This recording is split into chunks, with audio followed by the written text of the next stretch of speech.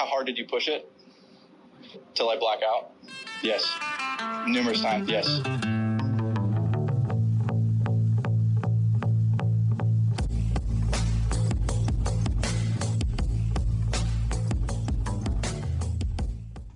What's happening, Municipals? Got a little bit of a different one here today. We got myself, John Figueroa, and my boy Troy here. And we're going to talk to our buddy Cody, who just got back from a very exciting trip out to Scotland, a place I've always been dreaming of going, and just really interested to get his thoughts, his feelings, and his whole experience on the whole trip. So, Cody, how you doing today? Doing great. Thanks, you guys, for having me. Stoked to be on. It's my podcasting debut, which I'm sure as you're listening to this, you're thinking, oh, there's a new guy on a podcast. I got to listen to that. So, no, thanks for having me. Appreciate it. We're always happy to highlight some of the homies, and this is my podcast hosting debut, so I'm right there with you. But there we go. Thankfully I got Troy here. He's my co-pilot. Troy, how are we doing today? Yeah, because I'm a seasoned vet, so we're good. No, Cody's one of our good buddies from down here in Southern California. He plays with us in a lot of the locale stuff. He was a member at Satakoy before I had joined. Total gamer, very good dude. You cannot play around with him and have a bad time. Ball speed merchant. So. Oh, come on. Yeah. Merchant. Yeah. Cody hitting a persimmon is majestic, as some might say. We may just have to insert a video right now. Pax roll the clip. Yep. Yeah, you guys are too kind. You guys are too kind, really. I mean, I just consider myself a local sicko, and that's really about it. Yeah. Well, that's all we can ask. So, that's all we can ask. Exactly. Yeah. Yeah. But I'm happy to have you on. Yeah, right so on. let's get right on into it. Why don't you tell us kind of the genesis of the trip, how it came about, who you went on the trip on? 100%. Yeah. So, I mean, as I'm sure, folks listening, Scotland's always been kind of like the genesis of everything, right? With golf, home of golf, all that good stuff. But it's really kind of like audacious just to sit here and think like, man, what would a Scotland trip look like? So really it's been like I would say multi-year process, even getting to a place where you can like sit down and know what to book or know like how to think through like a Scotland itinerary if you're not going to do the whole like sign up for a tour group and pay gobs of money to get shepherded around and go to all the top 100s. So really, I would say it was born in a few different ways, but really in earnest on a trip in 2019. I actually had to Scotland with some buddies who were non-golfing buddies, but just kind of a yearly post-college crew. We do like trips to Croatia, Portugal, Sweden. We've been to a few different places, and naturally when it came my turn to choose, I'm like, we're going to go to Scotland, guys. And because that's my heritage and I'd always wanted to go. Like I said previously, I'm a golf sicko. So did that, but it was not really a golf trip per se. We spent some time in the Northern Highlands, hiking around, and just kind of exploring Scotland. But I did manage to, at like the last minute, so 3 months out or so, I was doing some canvassing of tee times and happened to get us on Carnoustie, of all places. So you can imagine myself and another buddy of mine who's a decent player, but then two guys who maybe pick up a golf club, once a year if they're lucky. One guy maybe like 5 times total in his life. So got to experience Carnoustie. This was 2019. So this was like this is the Open Championship wow. year. Yeah, it was that too as well. Yeah, it was this was, gosh, I'm even struggling to remember the month, but it was it was prior to the Open Championship. So no, it was Portrush. I mean, the Open would have been in July. Yeah. I don't think there was no signage or anything. So like it was, but either way, it was kind of shouldered to the Open Championship being there. And it was the year after the Open was at Carnoustie. Okay, there you go. Oh, so that's right. Yeah. Not exactly Portrush championship conditions, but I wouldn't have known, or I wouldn't have been any the wiser anyways. But anywho, so just kind of got the firsthand, like just off the deep end exposure into like Scottish Championship golf, like pool table fairways. Got really good conditions, like not really much wind at all, but caddies, the whole like, and just learned a ton about I wouldn't even say I learned a ton. It was kind of sensory overload, but just getting to experience that. Not even a place I could really visualize all too well, but knew of by name, and obviously the signature holes out there, the finishing stretch with the Burn and Vandeveld and all that. So that kind of like really was the planted seed of like, I got to get back to Scotland and do this proper. And then obviously 2020 happens. We all lean heavily into golf. It just becomes, if it was already like that much of your life, it became that much more of your life, you know? And so, yeah, all roads kind of led to, we got to do this again. And I guess flash forward a couple of years, and a buddy of mine named Roy, and I'll shout him out because he didn't get to make the trip, but he helped me plan it, hits me up with a tee time at North Berwick. And that's really where it all starts. He's got the time at North Berwick, and we start building an itinerary around that. So, and that was about 18 months out. So from that, just piece by piece, started building it out. Wow. So Yeah, you guys- that you is kind of guys- crazy. Oh, sorry. Go for it. Did you use any service at all? I remember you and Marcus kind of talking about it, but you just did it straight. Yeah, no. Basically figured it out and booked it all your own. I mean, like I said, part of the reason why I say it took a few years is like cataloging, you know, what courses I'd even want to check out. And, you know, shout out to like, you know, all the folks on YouTube, No Laying Up being a big part of that, Fried Egg, etc. But yeah, just generally getting an idea that like, you don't want to try to bite off more than you can chew in terms of like regions, right? So if you're going to book East Lothian, maybe you can tackle Fife, vice versa. If you're going to go to the west, you're probably not going to make it either north or east unless you kind of divide and conquer. And so, yeah, like in terms of how I managed it, it was like I got this. I kind of put together a spreadsheet as I do with most things, and just kind of ticked off basically every course from Aberdeen down to East Lothian because I knew that we were going to fly into Edinburgh and such, and kind of prioritized them based on what I wanted to do, which was, you know, North Berwick's already booked, but you obviously got St. Andrews, old and new. You got Ely, you got Golan, Dunbar, and East Lothian. You got the big hitters too. So like you got the Muirfields, which you kind of categorize them into like tier one. How many of these can we even afford? Do we even want to try to afford? Right? It's just, you know, it gets expensive quick. And then you also want to embrace like some of the quote unquote off the beaten path, even though like in the years, you know, in the last 4 or 5 years, it's hard to say for those of us who pay attention, like anything is really off the beaten path unless you try to really, really find something like a 9-holer or I'd say we found one, but more on that later. But yeah, just kind of like reached out to the clubs online, a lot of online booking, a lot of just calendar sort of like cross-referencing and just figuring out, okay, how can we make this work, logistics and such, running it by people. And kind of built out an itinerary that was centered in East Lothian for the first 4 or 5 days, and then St. Andrews, Fife for the next 4 to 5 days with a stretch up to Cruden Bay, which that was definitely a highlight and stretch for sure, but it was well worth the stretch. Because East Lothian, it's basically like a big bay, right? So like East Lothian is on the south, like eastern part of that bay, and then St. Andrews is like across. It's like as the crow flies, it's not really that far. Correct. But yeah. To get there, it's like isn't it like a 2 or 3 hour drive or something? Yeah, basically, yeah. So on my first trip to Scotland, mainly stayed in Edinburgh we stayed in Edinburgh for a few nights, and you're on vacation. Yeah. As the crow flies, I kind of seen Carnoustie up in what's considered Angus, north of St. Andrews, and I, you know, look at it, I'm like, oh, that can't be too far, but you come to realize you got to drive through Fife and around, and so you kind of got the sense of, you know, if you're in East Lothian, you got to go through Edinburgh and around. So yeah, you don't really want to like, you know, spend all that time in the car. You're going to be, your bones are going to get stiff enough, you know, after a round of golf, let alone 2 hours in the car. So, so yeah, that definitely played a role. On some like 1.5 lane highways.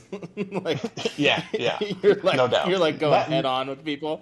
Yeah. I will say, and I've only been to Ireland once, but fairly recent in my mind, like Scotland roads, they got a good like 30 to 40% on Irish roads. Irish roads are like, these people are flying down, like I'm talking, you know, just little, what ostensibly the space of two parking lot or 2 car park situations, you know what I mean? Yeah. Holy cow. So but it's not like a freeway. It's not like driving. No, I mean, you've got a couple. It's not like driving to freaking LA or, you know, driving up to 5 or something. It's nothing like that. You're if On the other there's side of the road, traffic, too, it's you know? because You got the that. milkman decided to go. Like Pretty much. Yeah. Pretty much. Yeah. yeah. So I guess the final list of courses you decided on, was it? So you had gone through this whole sheet, prioritized everything, put them into tiers, and then did you present it to the group, or did you kind of just show them like the entire list of courses and be Yeah. like, what do you guys want to do, or like how did that come about? Yeah. Good question. So the final group ended up being just 3 dudes. So we only went with 3. We didn't even have a 4th. It just, for whatever reason, it worked out that way. Had a couple people drop out for, parenting reasons, etc. But all that to say, it kind of ended up being a situation where people just threw their trust on me for whatever reason.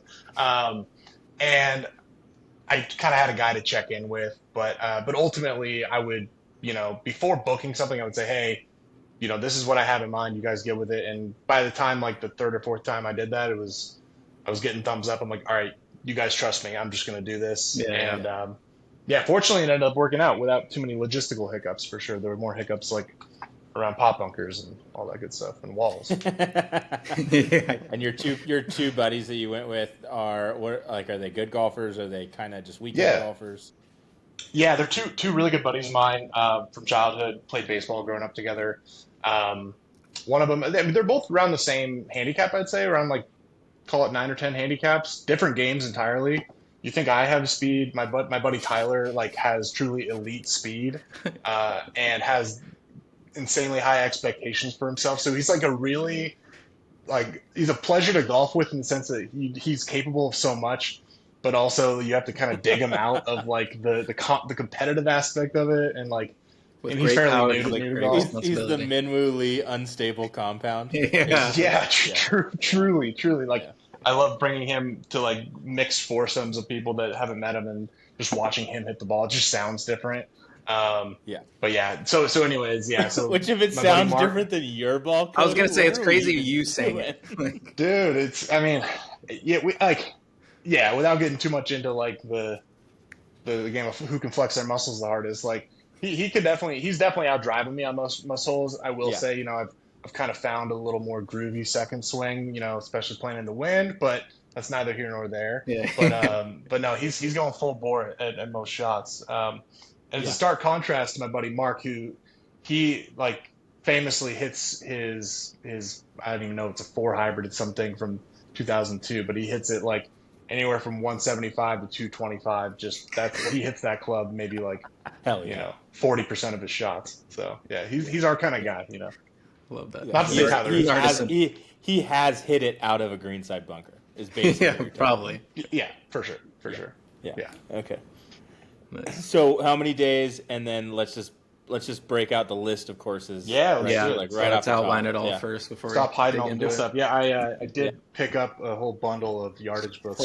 Some literature. Here, so some literature for us. Yeah. Side note, I'm just gonna say, this isn't even like a hot take, but I think like the best golf course souvenir you could get or piece of merch by far is a yardage book. Like I think polos, are gonna wear out and fade. Hats even will wear out and fade. Like a yardage book, you can literally like open up a page, and it'll like transport you back to that hole, the shot you 100%. hit, like everything. It's just, I love yardage books. They're the best. Well, and these trips get like expensive too. It's like you're in every pro shop, like tempted by everything. So kind of limit yourself to something that's like in that. It's usually one of the 50 cheapest things. Yeah, it's like I was gonna say $8 to $10. Yeah. per course or whatever. But Abandoned ones are like $8.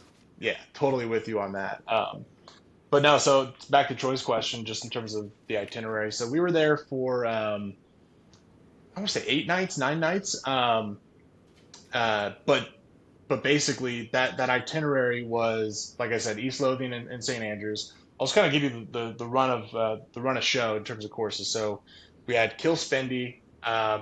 We had I should probably look at these. We had Kilspindie. We had North Berwick. We had Golan number 1. We had Dunbar. We had now we're moving up into Fife and Aberdeen, but we decided to hike it up to Cruden Bay before coming to go into St. Andrews. So that was like kind of the stretch. So we go up to Cruden Bay. and we decided to check out Montrose Links, which, fun fact, is the fifth oldest golf course in the world, period, point blank, Oh period. shit. So in terms of a course that's on its original site, fifth oldest in the world, and felt like a cool one to check out on our way back to Fife. And then while in Fife, we were going to do the old Lotto, try to maybe play the new or one of the other St. Andrews courses. And then we had London, which is of London and Leven links fame. And then we had Ely and Crail lined up. And so for the most part, those were all pre-booked. And while we were out there, we added one to that list just kind of through happenstance and a mutual connection. We had a friend of a friend whose father is a member at Loch Ness New, which is actually the club that split off from Kilspindie. And so they established their club like late 1800s, but an Old Tom design course, and just like a proper Scottish club, suit and tie in the clubhouse, that kind of vibe. It's kind of like a Muirfield light, if you will. They have the big lunch in between the morning four ball and the afternoon foursomes. So yeah, that was added on in a total treat because we had a kind of a local guide and just a proper Scotsman, good dude to kind of send us off on our way for the rest of the trip. Yeah, It's awesome. How far was it from? So you did East Lothian, then up to Cruden, right? Correct. What was the time factor of that? Yeah, so like I said earlier, this was like the stretch part of the trip, right? So you had we had just played 236-hole days, so we played Loch Ness New, North Berwick, and we played Dunbar and Gullen, and we were meant to play Cruden Bay the next morning at 9:30 a.m. And so I kind of strategically booked our Airbnb in St. Andrews so that we would have a place to stay and then hike it up the next morning and then come back. So the drive from East Lothian to St. Andrews that first night, maybe about like an hour 45, close to 2 hours, and about the same, maybe a little bit more than 2 hours on the way up to Cruden Bay. So all in, you're spending 4 hours in the car, if not a little bit more. But yeah, we got to get to the place with, and plus, the sun's not set until like 10, 11 o'clock. So just as night was falling, put our heads in a pillow, wake up, and we were off to play 36 the next day again. So third day of 36, which, being 33 years old, this might have been the last chance I could really get 3 days of 36 in a row, That was going to be something I asked, like, what was the I guess, I don't even know. Load? Yeah, exactly. What was the load management? What was the load management on LeBron, what's your load management over were there? Were you guys just like, screw it, like we're only here once, let's just try and that was kind of the attitude, and I'm one to kind of push it on the golf side for sure when it comes to booking this stuff. Like I had that same mentality of like, I don't know when the next time I'm coming back. It's not a vacation, it's a golf trip. Yeah, exactly. And I had the luxury of having been to Scotland for a vacation previously, so my priority was golf. And fortunately, I had two companions that were about it. We did end up having an off day, which we can talk more about, which was it ended up being a good thing, but for kind of a bummer reason of not getting on the old. So I'll just spoiler alert, we didn't get on the old. But point being is, so we had basically it was 18, 36, 36, 30, excuse me, 18, 36, 36, 36, off day, 18, 36. I think that's the way it went. Yeah. It could have had flip on the back end of that, but Wow. That's still that's a lot of golf, and like that's just a lot of, and everywhere you're walking, right? Oh yeah. I mean, like, how many rounds did you have caddies? You didn't even see a golf cart. Or was that just the Carnoustie? Zero. We had zero caddies, actually. That's kind of, I would say, we probably made that mistake. It was only a mistake not to get caddies once, and that was at Cruden. One, it was 30-mile-an-hour winds, but if you've ever seen anything on Cruden whatsoever, tons of blind shots. I studied it enough to, like, I had a decent sense, but when you're out there in the midst of it and you're you're reeling off back-to-back double bogeys and you're scrambling. Like, I could really use somebody here to like keep me oriented about where I'm at, Yeah. and also like appreciate the beauty, because it's unbelievable. It's like Yeah. you are just Yeah. in some of the most like just foreign dunes that you could ever conceive. But yeah, anyways, to your point, John, that was the only time we got caddies, and I think for the most part, I was like happy with that. If we had played the old, we probably would have gotten caddies well there. Yeah. So I guess let's go backtrack a little bit to East Lothian. So you start off on a great course, and then you went straight into North Berwick, correct? Yeah. So we start off at So North Kilspindie, Berwick was which your second round. it was intended to be our second round. However, the connection we had made through Lough Ness ended up giving us the opportunity to squeeze that in the morning. So we go Kilspindie, and then Lough Ness and North Berwick. So Kilspindie in the afternoon, Lough Ness next morning, North Berwick in the afternoon. Yeah. I would say just to kind of give a little brief run through, and feel free to kind of like dive into any of these points as you see fit. But yeah, Kilspindie, like the ultimate handshake opener to a trip. It greets you with like a 160-yard par 3 first hole, met by like probably one of the stoutest par 4s we played on the entire trip into the wind, and like started raining too for a little bit. It's like 450 into a prevailing wind. But then the course kind of settles into like a routine of like short fours and some really, really incredible like coastal holes where the direction shifts very often. So you're playing towards the ocean, along the ocean, away from the ocean, in multiple directions. It's kind of on this cool little corner of ostensibly like a marsh sort of area. Those that are Scottish experts could probably tell me what it's actually called. But yeah, so that was exactly. It doesn't matter what they call it. We won't understand it. Yeah, Basically what it boils down to. I'm not going to pretend to be something I'm not here by laying on the accent or telling me all these specifics. But do it. Embarrass yourself. Do it. Yeah, I might need another glass of wine. Yeah. But no, Kilspindie was awesome. It's 5,500 yards. I want to say par 70 or par 69.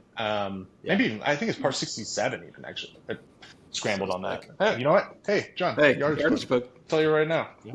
It's a par 69. So one of those was right. And then like yardage doesn't matter, right? Because it could play 4,000 yards because everything's downwind, or it could play 7,000 yards because everything's into the wind.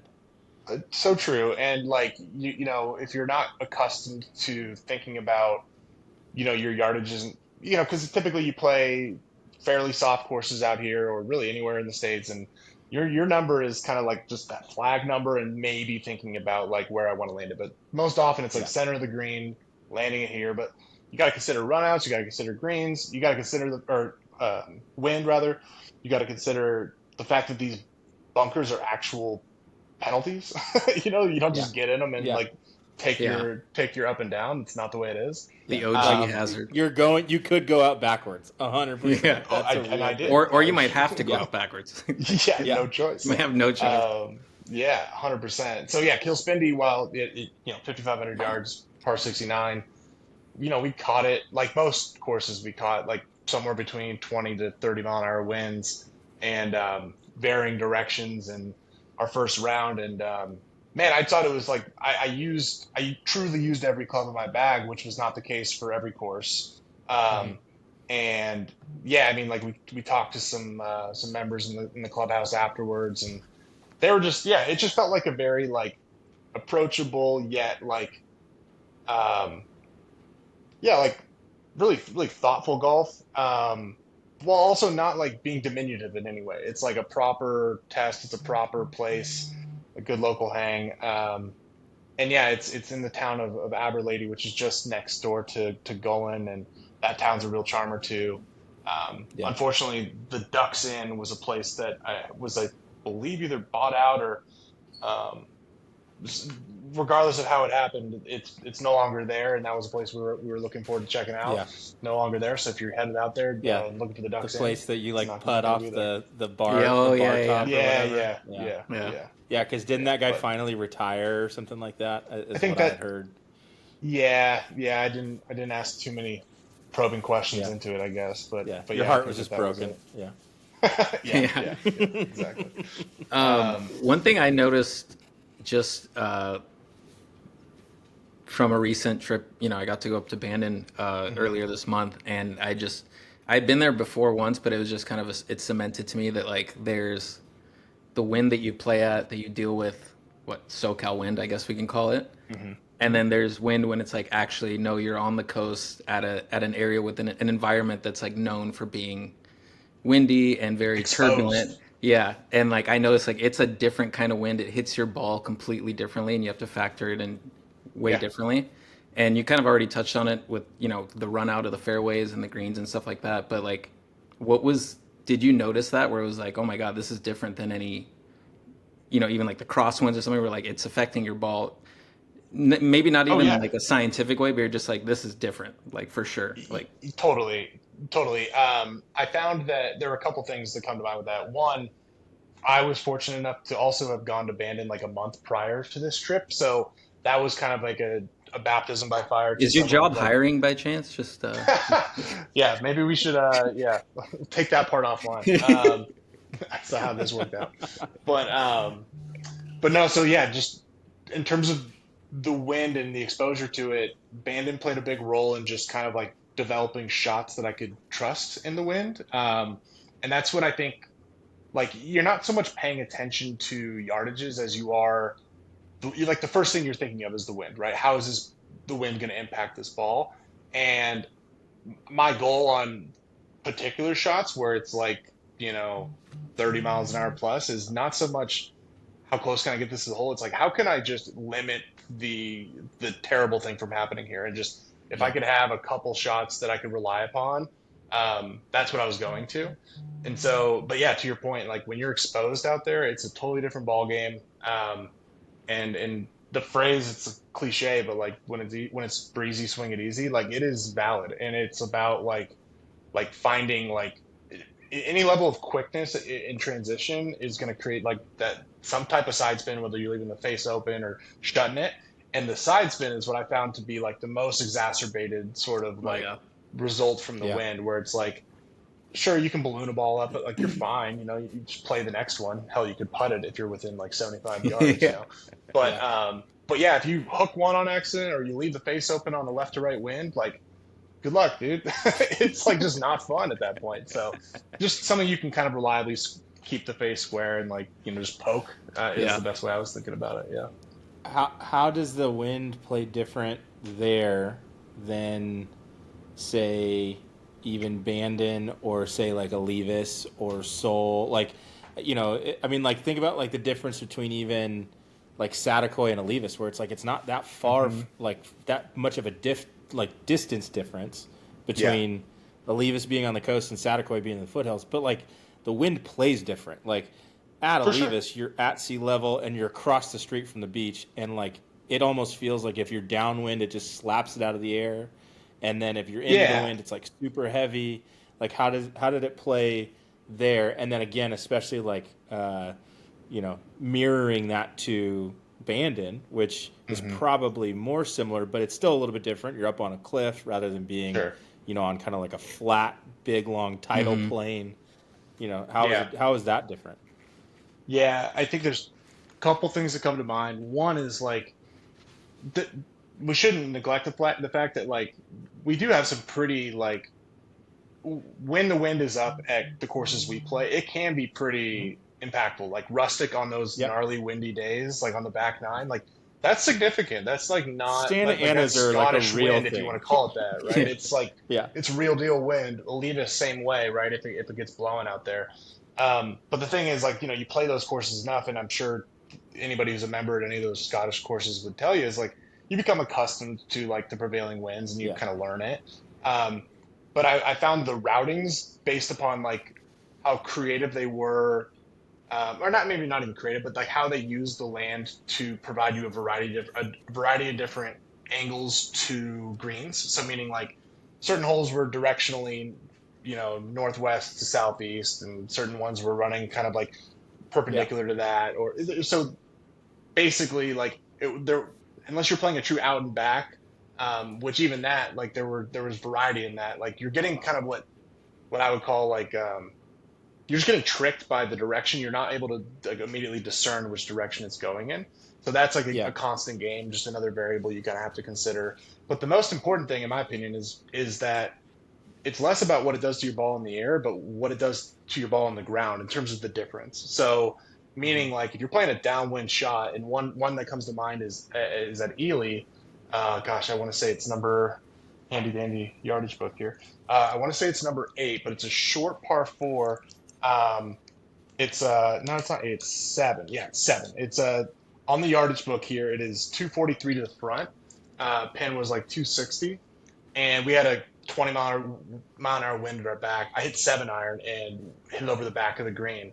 And it's less about what happened afterwards, and it's just like the firm turf combined with the speed your ball's picking up and the lack of spin with the wind is just going to yield something once the ball hits the ground, right? So you almost have to like surrender, right, and just kind of control what it's going to happen while it's in the air a little bit, and then get it to a spot where it's manageable once the turf kind of does its thing, right? Avoid the obvious bunker you shouldn't hit it in, right? Or if it's clearly better short, take 2 clubs less, right? As opposed to like thinking about the ideal number to score, right? It's like par is going to be a good score in 20 to 30 mile an hour winds. I don't care what hole you're playing, you know? Yeah. Was it gusty or was it more sustained? I mean, that's probably like the key difference in terms of the wind you're describing, where like we get or you would get anywhere else, is like versus the one that's exposed like Bandon or Scotland.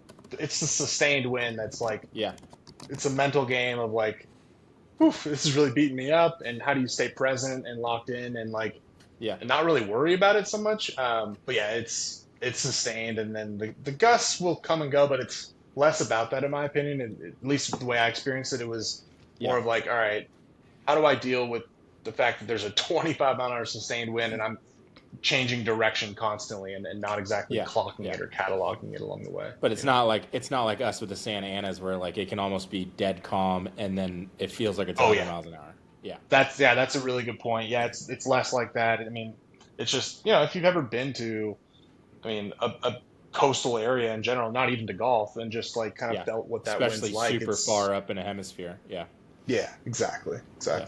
You know, I've always thought too, like when it's a constant wind, the gusts almost don't matter as much because it's like it's not as a drastic of a shift from like it's going from 25 and then like, oh, it's 35 for like a few seconds, not like from 0, like Troy was saying. Santa Ana, I could feel like totally calm, and all of a sudden you just get hit with like a wave. It's a great excuse though, because like you know what I mean, like laid down there. Oh God, I got gusted on that one. You know, you say you hit one that felt good or exactly what you wanted to do. But no, you're exactly right about that. Yeah, and I noticed, definitely going back to like it's definitely something that I noticed in Bandon is that like how Troy was saying how like down here, like you get a high wind at a Levis or something, and if you're downwind, it just like it almost kind of just knocks your ball down. It doesn't really give you too much yardage, where it's like when I was at Bandon, I noticed that when you were downwind, it would like pick up your ball and go. Yeah. Like it's almost just way stronger, thicker wind. So like I'm assuming it was like that to even a more level in Scotland. I mean, we happened to in our Bandon trip also get the same basically mile per hour wind, right? It was like averaging in that 20 to 30 mile an hour. So I wouldn't say it was tremendously different, but yeah, to your point, it's like that. It's going to pick up that speed, but then that first bounce, you really got to watch. Like, what's it doing on that first bounce, and then 100%. try to keep that in the back of your mind as you're playing the next shot that's similar, right? If you ever happen to get a similar shot. So into your second course, you guys get hooked up. Yeah. Tell us. I'll try to. Yeah, I feel like if we go truly course by course, we can have a 2-hour pod if we want. But who cares? We can literally do this. That's the point of a podcast, Cody. We can talk. We can do whatever we want, man. We can do whatever we want. Don't tempt me with a good time. But where we're going, we don't need roads. I just watched that last night, and it's the best movie ever. Just saying. It is, dude. Sorry. It is. Anyways, back to golf, not Back to the Future. Well, so the next course, like I said, we got the opportunity to play Lough Ness New, which is one of those courses or one of those clubs, I should say, that traditionally may have been less inviting to visitors than the typical, what you may know of a Scottish club, where like open to everybody. You just kind of have to pick the right days or be Yeah. proactive, what have you. Lough Ness was one of those that's, again, a little more guarded, kind of like a Muirfield, but without the prestige of a Muirfield. But even still, like there are a couple days out of the year you could book this place, if you were so curious. But just be mindful, like they are the type of joint where you have to be in a suit and tie to get into the clubhouse for the lunch, all that Yeah. good stuff. But this course ended up being like a sleeper, just in terms of we went in with no expectations, but it was really, really charming is the way I would describe it. Again, I think part of that was the company. We had a member with us who was just a treat. I mean, he was a funny guy, but just like competitive too. We had a fun match where him and I played, my two buddies. No strokes, just straight up, and had a really, really fun day. Like I think we came back from like 3 down with 4 to play to tie it. And so that was like a thrill. I made like 2 birdies coming home, and he was fired up for me and giving me reads. The land itself is shared with with the Golan property. So Golan, which we played the next day, has 3 courses. Number 1 and number 2 kind of combined as a composite for when they did the Scottish Open back in 2017. And then they have the third, which is I wouldn't say it's an executive course, but it's their smaller course, more for like beginners, children, but still evidently a fun round. But yeah, Lough Ness itself was, like I said, an old Tom course. It had some really interesting land movement around like where Golan sits. It's like on this kind of peak, and you kind of work your way around it and then back up the backside. So it had some cool elevation. Had some really tricky little, like, I wouldn't even call them burns because they were dry, but like these ditches, like irrigation ditches that you couldn't see to the blind eye. The bunkering was particularly like, I'll use the word handsome off the tee, and that like it just framed holes really nicely. Yeah. I thought it was a total treat. And the funny story about that is, so we get done with the round and we're in the locker room, and our guy Alan, our host, comes up to us after we'd showered and got our suits and ties on. He was, "Hey, you see that guy in the corner there? You know the actor Hugh Grant?" I'm like, "Yeah, I know." He's like, "That's him right there." I'm like, "No shit." So literally Hugh Grant was standing there, shit. just gotten dressed as well. I guess his brother's a member there, but he ended up having lunch at the table next to us. That's so rad.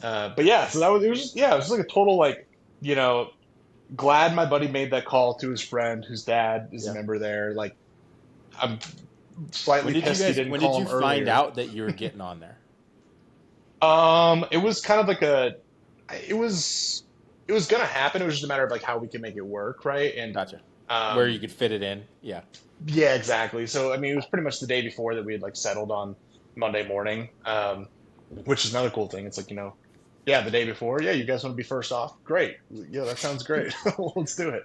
It was that was a really, really like special round, just in terms of the company, in terms of like, again, I don't know, now that I know this guy and we kind of built a connection, like I might get on there, but otherwise would have maybe never seen this place before. Yeah. But one of those places, you have to know somebody, you have to ask, like you can't just assume, Yeah. kind of thing. Yeah. Totally. Yeah. You can't be bashful when you're flying, halfway across the world. No. If it's a half connection, it's a connection. It's your job to make it a real connection. You round up. Yeah. Yeah. But no, I mean, like, bacon. Exactly. we bought him dinner that night. He wanted to take us out to dinner, so we went to this nice Italian spot in Golan. And yeah, we snagged the bill. I mean, even though he was ordering whatever bottles of wine he wanted to, we didn't let him pay. So just kind of pass it forward. And what was the you mentioned going first out? What was the, I guess, overarching, like across all the courses? What was the like pace of play like? What was the capacity? Like, was there just tons of people out on the course? And obviously, I'm sure it was less so on the private courses you were on, but like just for the public courses or the destination courses you were on, like what was that like?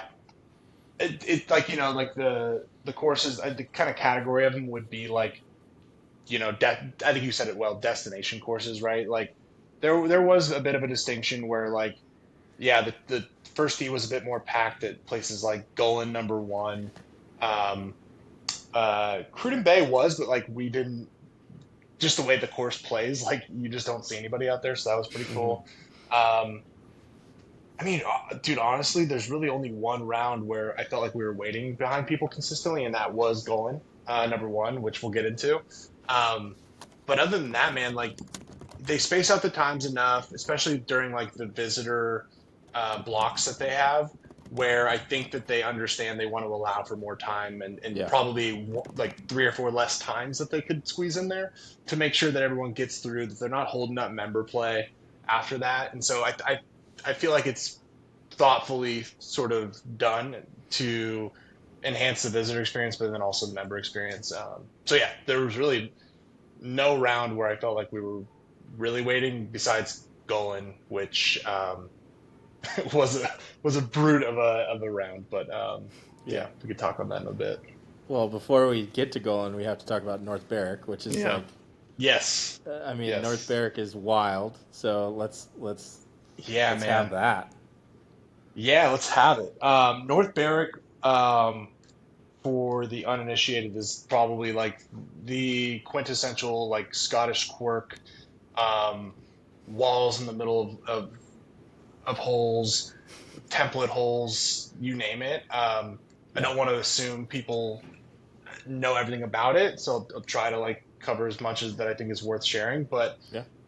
man, this was like I would say the most anticipated round I had certainly, and one that I like consciously wanted to be the most present during. Um, we were lucky in that they had just played the Scottish Amateur Open, which is like a big amateur tour stop. Some Australian dude won at like 17 under over 3 days. So that gives you a sense of like the level of play these guys are at. But we played the next day. So we got some really, really awesome conditions, Yeah. Yeah. greens wise. Side note, like when I say like the greens were in championship condition, they're still probably only rolling at like a 10 and a half, like Yeah. 11. So Nothing like, rolls fast over there. dude, Yeah. that was interesting to kind of like navigate through. I would say I lost the most strokes on like either lag putting or just knowing how to control spin around the greens if I was chipping. Hmm. But that's neither here nor there. Because they were But North, slow, but they were still firm, right? So I'm assuming you still yes, get firm bounces, but Yeah. then just exactly. the rollout Just when you had to judge that. And constantly playing tricks on your mind, for sure. And then downwind putts or up into the wind putts are affected, but then sometimes like not affected, and they're all like not all, but like so many of the greens are like flat and subtle, and they're not like these, you know, tricked up or goofy greens. Like majority yeah. of links greens are intended to be like large flat surfaces, aside from like say the Biarritz you may have in your mind, or like Hmm. some of the Yeah. gnarlier greens at North Or Berwick. It's Dan or probably something a like bad that. time to mention how simple the greens are when you're talking about North Berwick. Yeah. But no, so North Berwick You see though, that man, Grand Canyon over there? It's in the middle of a yeah, green. yeah, So. greens are nothing, man. You Yeah. heard of North Berwick? And they're just like all No, flat, except for that one. yeah, yeah. But yeah, this was in my top three of rounds there. Vying for number one, and that spot could change, on a given. Yeah. It depends on when you ask me. But yeah, I felt like I just was. It felt really special in that like I was able to maintain like a presence there that maybe we're early enough in the trip, still had plenty of energy, but also just like there's something like a spirit about the place that like is really really unique. It's a really really thin piece of property that like is kind of invisible to the naked eye from the first tee and from the town, so you kind of just work your way back down the coast, and it's a true out and back sort of routing. Um, Obviously you got the walls that come into play. But you have the beach to your right there. People walking dogs. It's a park, right? I mean, like much like the whole country is open. I forget the policy there, but it's like free reign basically. Yeah. I'll think of it. It's probably the second we stop recording. Yeah. We're not going to think of it here, but Yeah. But point being is that like you really just feel like this equal parts special, but then equal parts just everyday life. And it's pretty remarkable to think of like the fact that like there are people that just grew up playing this golf and just think of golf as North Berwick. And we talked to a few people that like went through that experience on their own of like, yeah, it wasn't until I like started playing golf elsewhere that I realized like, oh, I really had something incredibly special in my backyard here. Yeah. And that's what it is. It's just like, it's just, yeah, it's got like I said, a spirit about it. It's really thoughtful. Also just like really, really good golf in my opinion too. Like despite like it gets this rap of being like quirky or, blind shots or like you kind of, if it's a place that's singular, like you might not want to play it every day, but like, no, it is like truly playable and truly, truly fun. But also like, proper as well. Like you have clear, like, you have clear options, but you also have like a clear like best line, right? Like a best strategy to play this hole, and it's like each hole kind of like presents that uniquely. But yeah, There's man, nothing like tricky for the sake of being tricky. It all actually has some sort of function to it. yeah, exactly. And I think that's just the quality of like the land that was there, right? Yeah. And just playing up and over and around it, and yeah, and it could be like in the middle of a park somewhere like in I don't know, Nebraska, and there are plenty of those places down in Nebraska with prairie dunes and such that are awesome. But point is, like, you don't have to be by the coast for that place to be special. It is a golf course that just deserves credit for what it is, but also the credit for everything that comes along with it, right? It's just the town. It's like just the fundamental out and back and variety along the way. The walls, the tee boxes that are, or I shouldn't say tee box, but like just the joined fairways where people are playing all over the place, and yeah, just about as much fun as you can have for a round of golf in the afternoon that we had. And Alan, our host from previously, actually came out because he lives in North Berwick on the 15th hole and walked in with us. So he picked us up at the back end of the round, and yeah, we had a really fun one. 15, 16, 17, 18 are all like wild. Like those are like yeah, holes. Yeah. Yeah, I got the yardage book here, but if I remember correctly, 15's the Redan. Yeah, 15's the Redan, the original Redan template. That green, man, it's hard to describe how much it actually just is front to back, runs away from you. Like, I thought I hit a great one in there. I was like 80 feet over the green. I landed it maybe like 40 feet short. I felt like 30 feet short. Yeah, we had some wind. Hit a high ball. Like, yeah. Like you're hitting a low ball, dude.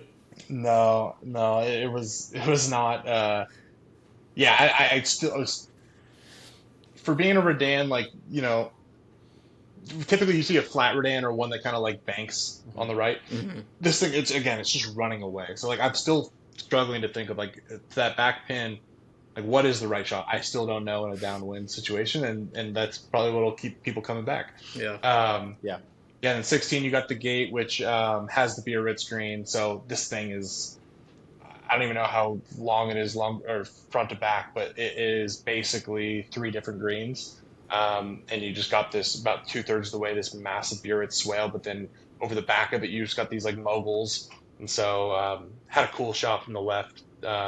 Cool in the sense that I had a cool opportunity. I don't think I pulled it off. But I had like 2 moguls to work through to get to this back left pin. That was epic. And then 17, what do they call this one? Point Gary. This like that elevated. They got the trench bunker. That's right. They have the trench bunker in front of the green, which really isn't visible till you get up close to it. But then that brings you to the top, and then you got your home hole, which is very similar to the 18th at the old. That stretch is great. I mean, honestly, the stretch from, really even like 8, which is 6 or 7. One of these par 4s that like frames up against the homes there, which are sneaky like pads, like mansions. Okay, so people are doing really well here. Well, it's Hugh Grant. Yeah, exactly. It's actually 5, but 5 through 17. Like, I mean, like that's a lot of holes, but like, I would, if I had to play like a what is that, a 12-hole loop or whatever it is? Like that might be the 12-hole Just loop do right that. there, 13-hole loop. Yeah, that would be pretty epic. Yeah. And it's really just kind of like golf where the land was, right? I mean, that's kind of Oh yeah. like that. We just did a podcast I guess it's probably been a month or so now, with a golf architect who does a lot of restoration, and he was just talking about like these old courses, like they didn't have freaking giant tractors, like so they were doing what they could with what they had, which a lot of times was like guys with shovels and and hand hose and 100%. figuring it out. And even then, it's just kind of like, yeah, you see that mound over there? That's just going to stay there because I don't want to dig it up, Yeah. And now That's too big. like you're talking about moguls, and old Tom was probably just like, man, I'm tired today. We're not taking those things out, And, Yeah, for real. And Yeah. freaking 100 some odd years later, you're having the best time in your life because of them. So it's kind of Oh, I ironic. know. Yeah, that's the crazy thing. It's just like how they can stand the test of time of not just like being a test of golf, but just like human enjoyment. Like something that was like thoughtfully created back then is evolving to be this like thing that so many people come to enjoy and like Yeah. host podcasts to talk about. You know what I mean? It's crazy. It's Yeah. awesome. Yeah. Yeah. So then on to Golan. Heart Yeah, attack yeah, hill so- or something, right? What's the famous? Is that what they hill call there? it? Yeah, I didn't. Golan was so well. Actually, let's back up maybe because the next morning we played Dunbar, and I'd rather spend more time talking about Dunbar than I think I Good. would Golan. Yeah. Fair. Just to be honest, because Dunbar, when I thought of the top three, I was thinking of it was in some order: Cruden Bay. God, I tripped myself up here. Top four, I was thinking of: Cruden Bay, North Berwick, Dunbar, and Ely in some order. Okay. Dunbar easily fits into that. It is like I just mentioned North Berwick being on a narrow piece of property, but like this is like it just stretches. So basically, you have three home holes around the clubhouse, but then you get out onto the coast past this old wall, and you just work your way down the coast from 14 through 17, out and back. But there are various corners you turn, so you really only are seeing like 3 or 4 holes at a time, and there's just like evolutions to it. So it's just like not only do you have like the immediate exposure to the coast and just kind of like the beauty that is that, but like you have really, really like interesting holes with burns and kind of some dog legs, but then you have a really, really interesting old stone home there. I wouldn't even call it a home, but like a stone shed that I'm sure they've repurposed that kind of serves as like this like marker in the middle of the property. But yeah, you're just kind of like, again, working on this really narrow piece of property, but like as you get to the back, there's a little bit of elevation, and you just kind of are like, are we just going to keep going here? Like this is incredible. Like there's so many like. Is there a shuttle like- to take me back to the clubhouse at the end of this thing? That's part of it. That's part of it because you're going to turn back into the wind soon. Yeah. But more of it is just like, God, this place just continues to surprise you, and it's just like, you're just almost like so anticipating what's coming next and so looking forward to it. So yeah, that was a total treat, man. That I probably hit my shot of the trip on that day because we had again like 30-mile-an-hour winds and we had some rain on this round, and I think I had like 120 in on the number one handicap, par 412 or something like that. But I had, like I said, 120 in, wind in off the left, and I like chipped an 8-iron. Like I was just like, at this point in the round, I think I was at like however many over, but I was just like, I'm gonna try to pull off a golf shot. Just a Ended golf up pulling shot, that one yeah. off, which is cool. So I'll make some space to talk about one golf shot before talking about everything else. Yeah. But yeah, dude, this it's just like it's struggle to find words other than like it feels like a muni in terms of like what it's doing and what it's offering, and like the just like the attitude of people there, right? It has no stuffiness whatsoever. It kind of has like a just, think of a gem muni you've played. Obviously, Soul Park comes to mind, but like just any place that has like an attitude and a feel that's like really welcoming, inviting, but what you have. That's like kind of what Dunbar reminded me of, and Yeah, and all the while, like it's a local open qualifier site, so it's like proper test, right? Yeah. So that place was a real treat, 100%. Would I you would say it definitely surprised you? prioritize. Yes and no, in that like it's gotten to be well documented enough to where Yeah. like I don't think I was surprised by how much I enjoyed it, but like physically it surprised me just in terms of like you're walking the lay of the land and like you're turning these corners and you're just kind of all you can natively see is the ocean and the wall, but then you just start to see these holes unfold and like the light hitting the ocean, and it's just like, God, this place, holy shit! Like, just Yeah. drop me here. Yeah, Yeah. I'm cool. I'm Yeah. good here, man. So yeah, that I would Uh, say like yeah, yes and no for sure. Well, and that's like I've read some on links and stuff, and I've heard that like a lot of the reason why those types of places where they're like just these long strips of land is really just because like all the farmland just went as far as they could go and as far as Well, something would grow. that's it. And then it was like, hey, we can't do anything with this, but grass kind of grows there, and so Hmm. they'd use it for grazing land, and then it eventually turned into golf courses. But like, it again, it's like you look at Bandon, and as much as I know Bandon is incredible, like they went out and they had this giant expanse of land to pick up, and these guys were just like, no man, I've got 100 yards wide and like a We're gonna mile make and a it. We're half gonna make it long. happen, right? Yeah, Yeah, we're gonna figure this out, and somehow they found all this variety, which is just really that's so neat, true. you know.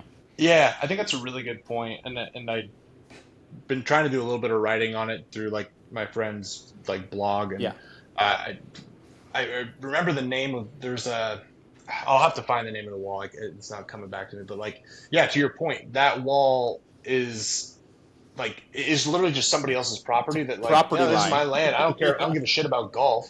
yeah, Like, and it's a family property. And it's like yeah, you're not. There's no buying the land. If it's just like yeah, a run of the mill links course, right? It's who knows what the future holds, but like yeah, typically it's just like golf was seen as kind of like a frivolous men's hobby at some point, right? And yeah, like kind of get away with it where you can, but yeah, it is to your point. It's like when seemingly not offered with much, like what you're able to create there that still holds up is really really cool.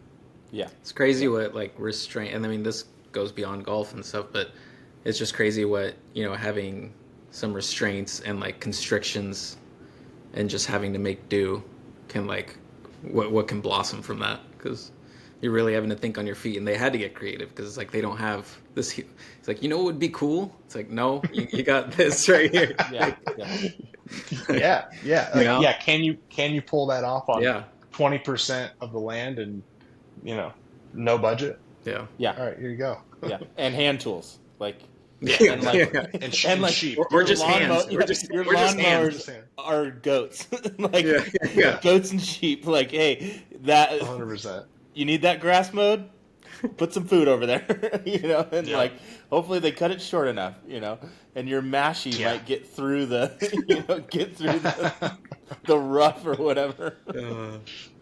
Yeah, Holy 100%. cow. Yeah, man. So now so now let's at least talk Golan a little bit. What, Yeah, what happened? Golan why, is. why is it kind of forgettable?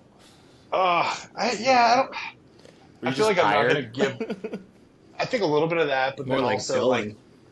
it was. Yeah, but we also got like easily the gnarliest wind. It got up to like the low 40s at this point, Yeah. so it was not unplayable, but it was on the edge, and it was definitely like the most proper test. I mean, of golf. It is like um, it's a former Scottish Open host, right? Yeah. It is.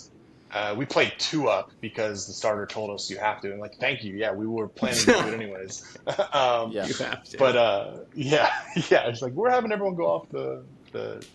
They call them I don't even know what the yellow tees, white tees. Mhm. They're all mixed about, but yeah, Golan is like it's a real test. It's modern in certain ways in terms of like the walkways that they've developed are like they pulled out seashells from like the local beach, which is pretty and it's nice, and it's in part like to justify the fact that they're charging you like 350, euros or pounds to play there. And so like if I had to do it over again, I probably wouldn't include it in the itinerary just because it was either the most expensive or second most expensive round, and I just didn't feel like it offered as much character or just Value. a sense of place, right? Yeah, Like yeah. it was a championship test of golf, and it was interesting. And but there's still like a few holes where you work your way up. Like I didn't think the elevated holes were like particularly using the elevation all too well. Like it just kind of felt a little cheap in certain ways in terms of the routing. But again, what do I know on that? Like they have 3 courses there. I'm sure 2 has some more interesting use of elevation. But my buddies and I, who are local, golfers as well, coined Golan basically Tierra Rajada in certain respects, just because it's not. And that's totally unfair. But there are 3 holes. Yeah, shots fired for sure. But there are 3 holes where like distinctly like the elevation plays a factor, but like just kind of for the sake of elevation. And I again, I just wouldn't include it. But what I will say is that it probably had the best set of par 3s that we played outside of Cruden Bay. It just had, they were, postcard links golf par 3s, like perched up green. There's one little short one, it's about 120 yards. It just had just the cutest little green site with like pot bunkers. It's just like, all right, this is incredible. Cool. Yeah. And then just cool. And you get some cool views into Muirfield too from like one of the corner spots, so you can see all the windsurfers out there. And yeah, it's like it's kind of a bit of a Barry bag tag joint in terms of like modern appeals, and no discrediting them. I mean, like what they have there is like a really, really cool facility, range, clubhouse, all that stuff. It's just, for me, I probably wouldn't prioritize getting back there. Did it once, you don't need to do it again, kind of thing. Yeah, exactly. Yeah. But who knows? Maybe not in 40-mile-an-hour winds. I might feel differently. But save that. Yeah. So you were saying the city of Golan though is super cool? Yeah, so when you're in East Lothian, I mean, I feel like you have, if you're going to stay out there, you kind of have 2 main towns you can consider between North Berwick and Golan. North Berwick definitely has more going on, a few more restaurants, just more options, places to stay, pubs and such. Golan's more quaint, kind of like just a sleepier vacation town. I'll have to shout out the place we stayed, One Fairways. I think literally it's onefairways.com. UK golf guy, if you're familiar with his work, actually owns the property and hosts them as rental properties. So it is literally 50 yards from the first tee in Golan, and we couldn't have picked a better home to stay in. So whether you're going to choose Golan or North Berwick, like we felt unique about our experience in Golan because of the home we stayed in, which was awesome. Yeah. And it was very reasonable. So, but yeah, I would say like if you're going with a bigger group, like North Berwick for sure, or even like, if you wanted to stay in Edinburgh for a night or 2, like that's certainly reasonable. It's only like 45 minutes to get out there, so just gonna have to be careful not to tie one off too hard at night, so you can make your morning. Too much scotch, You guys just rented a car for the whole thing? Yeah, just on Turo. Yeah. So then let's talk about Cruden Bay, since apparently you kind of like that one. Well, so okay, so you went those 3 and then straight up to Cruden, and then you had your down day? Yeah, so I just want to make sure I didn't miss your down day. That's all. No, you're good. Yeah, we so that evening after Golan, again, wind beaten, tired, hungry. We didn't exactly plan dinner, so we drove about the coast and we're looking for places that was open. And don't leave yourself to chance on that if you're not looking to get a fish and chips at the local chippy, which we ended up doing, which was pretty good. So worked out. Stopped in the town of Musselburgh of Links fame, the 9-holer inside the horse track. Horse track. But anyways, I wanted to get that in. Make sure to think about where you're going to eat because things close. Go figure. So we drive to St. Andrews that night, check in. Next morning, we hike it up to Cruden Bay. Boys were feeling it, but we Your dogs are barking, as they Yeah. say. dogs and stomachs were barking. Let's put it that way. Let's just say I held off on coffee until I got there. Smart. um, Smart. as the driver, we didn't exactly have time to spare to pull over, but so Uh, anyways, yeah, a bit of a hike up there. Go through Aberdeen, go through the town of Dundee as well.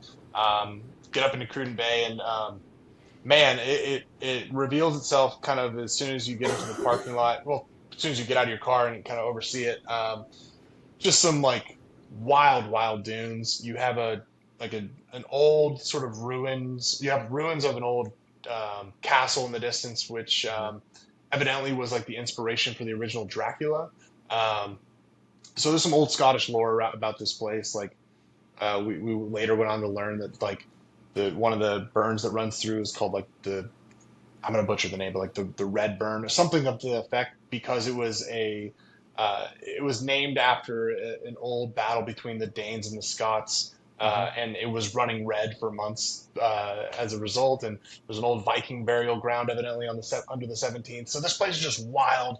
You can clear it. It's clear to see like it is not only like a wild golf course, but just like a key quintessential part of like folklore in Scottish history. It comes across as, but yeah, the course, man, it is everything I could say about North Berwick in terms of quirk, but just at like a totally different scale.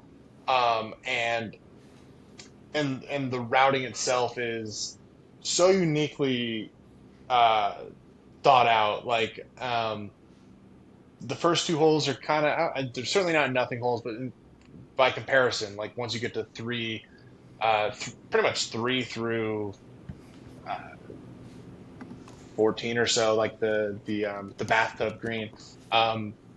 That's like probably one of the most brilliant routing stretches I could ever consider. Like just the way it has to navigate dunes, whether they're 50 feet high or like 300 feet high. It is like meandering through them, but then also like protecting green sites or giving you options where like you're clearly benefited by taking on a more aggressive line, but you're going to have a blind shot. But if you pull it off, you're rewarded. Or if you bail outright, you're kind of just stuck doing one other thing. But anyways, it probably has like 3 or 4 of my top holes, I would say, from the trip. The par 4 third and the par 3 fourth come to mind immediately, where it's like a 250 yard blind par 4 that's drivable for everybody.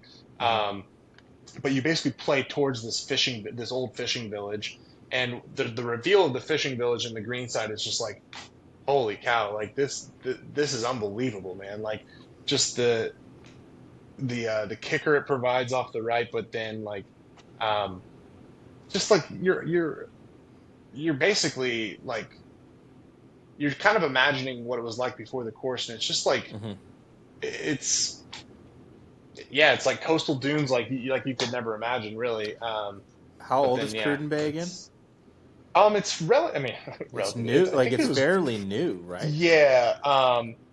I have it here. I wanted to say like 1890s, but I think it was here. Let's see. Just a little over a cinch. Yeah. So just the link, yeah, 18. Yeah. Yep. It was fully open by 1899. That's right. So right at the turn of the century. New course up in the northeast. Before cars were invented, this place was humming along. Yeah. Certainly. But to your point earlier about like the tools that they had accessible, and to consider what they've done what they did at that property. And it's Old Tom, but it's also a few others since that have kind of had their hands on it. It's just remarkable because like they probably didn't move a ton of dirt, but they still had to they had to get into the places or get up on top of like the dunes in certain spots where it's like it's just not easy navigating. So to kind of conceive how you would do that at a place like Cruden is unbelievable. And man, we probably reached a trough in terms of our energy level, our play, the wind beating us, and probably didn't get it. Didn't really.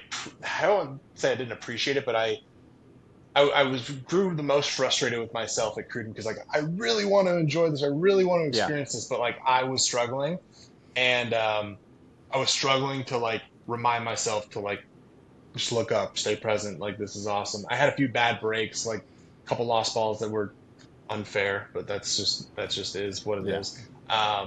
So I try not to let that spoil anything, and I think we kind of turned it around once you reach the corner of the property and head your way back in and take on some of the most signature holes you're ever going to see, like such as the bathtub green on the 14th, which is a cool par four. Like this narrow little green with like you could sit there and just have like a short game competition and use all the different sides, and it would be well worth your time. Got this blind par three, which it's truly blind because you got this massive dune that's just like blocking the entirety of the green, but then they have this little board by the tee box that has a little. You ever play the game cricket? Or not cricket, cribbage. Yeah. Where you got like this. It like tells you like where it is on the green or whatever. Yeah. Yeah, exactly. So that was kind of cool. It's really good podcasting visual there for you. Is that the golf course? We'll have Pax put in a little picture. Yeah. We'll find a picture. We'll fix it in post. Fix it in post. We'll find a Getty image version of it. And then screenshot it, not pay for it. I don't know if I should say that, but I got pics. Don't worry. We'll do. Yeah, is that the one that in Tour Sauce that like the yardage book has like a note for every hole? Is that I'm trying to remember what course that was. I think that was Dornick, right? Was that Royal Dornick? Yeah, Royal Dornick. I felt like it was Cruden Bay, but yeah. Now Cruden Bay, Cruden Bay is one of the places that hands you whiskey on the first tee, and so you get a little nip of whiskey to take along with you, which I greatly appreciated that day in particular. Whiskey without the E. Yep. Yeah, but like I was saying earlier, like this was a place that a caddy would have just helped us in so many ways. Like there were just certain spots like you just can't miss there, and don't be an idiot and don't try to bite off more than you can chew. That I fell victim to. I was feeling good, and then was feeling not so good as a result. But also then just like the physical walk of it. It was the most brutal walk. Just tired us out. Elevation, but man, like one of one type of place for sure. And like I would say that if you're on the fence of like, hey, we're gonna do a Fife thing, but we don't necessarily don't know if we want to stretch it, like I would say it's totally doable, and there's tons around the Aberdeen area that you could also consider, like Royal Aberdeen, Trump Aberdeen, etc. And then even some along the way coming back, such as Panmure or Montrose, which we checked out, or Carnoustie's on the way back too. So plenty that you can kind of make a little day trip out of if you wanted to do that. So then the big question, if you were in Fife and you had to pick between going to Cruden Bay or going down to North Berwick, which one would you do? Oh gosh, so if you're staying in Fife and you're not, oh man, it's gonna hurt me here. I would say probably do because like I would say do Cruden Bay purely from the sense of like you should just do an East Lothian trip. Yeah. Because there's so much that East Lothian offers that like just going down for one day wouldn't make. I don't know. I feel like a bit of a fool like doing that, like seeing all the golf along the way, the 21 courses in East Lothian or something.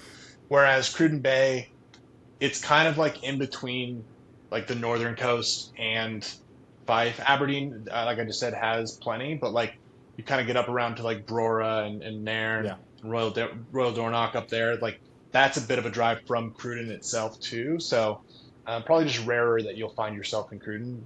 So I would suggest that. Yeah. I think that's fair. Like you said, and I've heard that before, where it's just like, don't try and like run all over the place. It's just not doable. Like, stay central. Like you will, and do 2 trips. Like you're either gonna run all over the place and not have fun, or stay central and do multiple trips. It's hard, it's expensive, all of the above, but it's like in the long run, over the course of your life, it's worth it to do that. Or do like what you guys did, where you're like in East Lothian and then you're in Fife. Like, don't do this back and forth thing. I definitely think you should park it in a place for a while to just experience the setting and kind of get your lay of the land and understand where you are, and like talk to locals and spend time at the clubs you're actually patronizing, as opposed to like having to rush off to the next thing. Feel just a little bit more at ease that way, in my opinion. But I totally get it if like you're of the mindset like, hey, I have like 8 Scottish courses on the bucket list, and they're in like 4 different regions, and we want to do it, and our whole group's on board. Like, hat tip, go for it, man. But like, my mindset is like, there's no way in hell I'm not going back to Scotland. I got to do it right again. So, but you never know. So then you guys had your Lalo day, and I think that's a good like segue of like what you just said. So you're obviously in St. Andrews. What was that like? The big bummer is obviously you guys didn't get on, but what is that? I mean, I've heard that city is like, it's basically like being in the most golf sicko place you could possibly be ever. That's exactly right. I mean, we don't have to touch on it long, but I will say we did play Montrose Links on the way back, which, long story short, 5th oldest course in the world.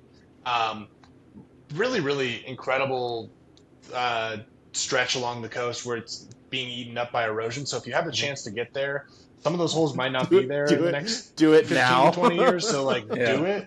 It's a worthwhile thing. And every Scottish person we told we were playing there, they're like, oh, good on you for doing that. Like, that's awesome. Like, you guys are really going to enjoy that. And we did. We had a great time. It's situated in this little lovely town. It's basically a community park, which was awesome. Like pure links, 18 hole. What's the pure, kind of pure links. And there's some like kind of more parkland setting on the inside, and this is probably a good opportunity to mention, like, a lot of these places have, if not the majority, have some version of a 9-holer that accompanies their 18-hole championship routing, right? And so this one happened to be in the center. There's a 9-holer in the center you saw people walking in from the town with like 3 or 4 clubs, a couple balls, their dog. So that I wouldn't have traded that for anything, just purely from like, that was like a, no, that's not typically on an itinerary, and it was cheap, and we were the last group out, and we could just take our time, and we teed off at like 5:30, and went to McDonald's afterwards because everything was closed, which was also great, I will say. But no, that was McDonald's in Scotland. That's It's a family. Probably tasted authentic, I bet. Honestly, it was. It worked out. It did the job. Let's put it that way. That was the hidden gem that you said that you'd added on. No, not McDonald's. Montrose. That was the hole in the wall you were telling me about, right? The little family place. They had this fillet of fish, and it was the best thing I possibly had. It was like they caught it out of the ocean earlier that day. Oh man, that was the chippy. That was the chippy place he was. That was. It was a chippy, all right. Yeah, it was a chippy. Montrose was the one where like, again, it was our 6th round in 3 days, and I, just wanted to experience something in between, kind of what I had already known, and then I kind of sought out something that I had never heard of, and I was certainly glad we did. I mean, like, the walk was simple enough. I mean, we were like I said, beat tired still, but yeah, to Troy's earlier point, it brought us to the next day in St. Andrews, where it was a much needed off day, and we got to fully just kind of embrace the town for what it was. We ended up walking the old in its entirety. Cool.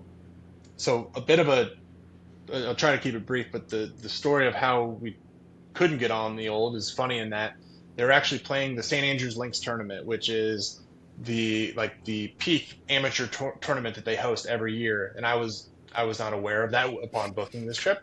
But what was cool is that we we were basically able just to walk the course amongst one of their practice rounds. So we were following some high level college players from states, but then also like the Irish team was out there, the Danish team was out there, the Dutch team was out there, French, all sorts of people, and talked to some of the parents of the golfers and watched them kind of like we got to watch proper players play the old from I was like standing 20 yards behind them in the middle of the fairway. You could just kind of like walk about. So ended up doing that loop with a variety of groups and had lunch at the Jigger Inn. And one kid who I got to put him on blast here. Look, if you're, I don't know his name, but he plays at Grand Canyon University and was in that tournament, but he sprayed one right off the road hole and hit a ball into our lunch at the Jigger Inn. No way.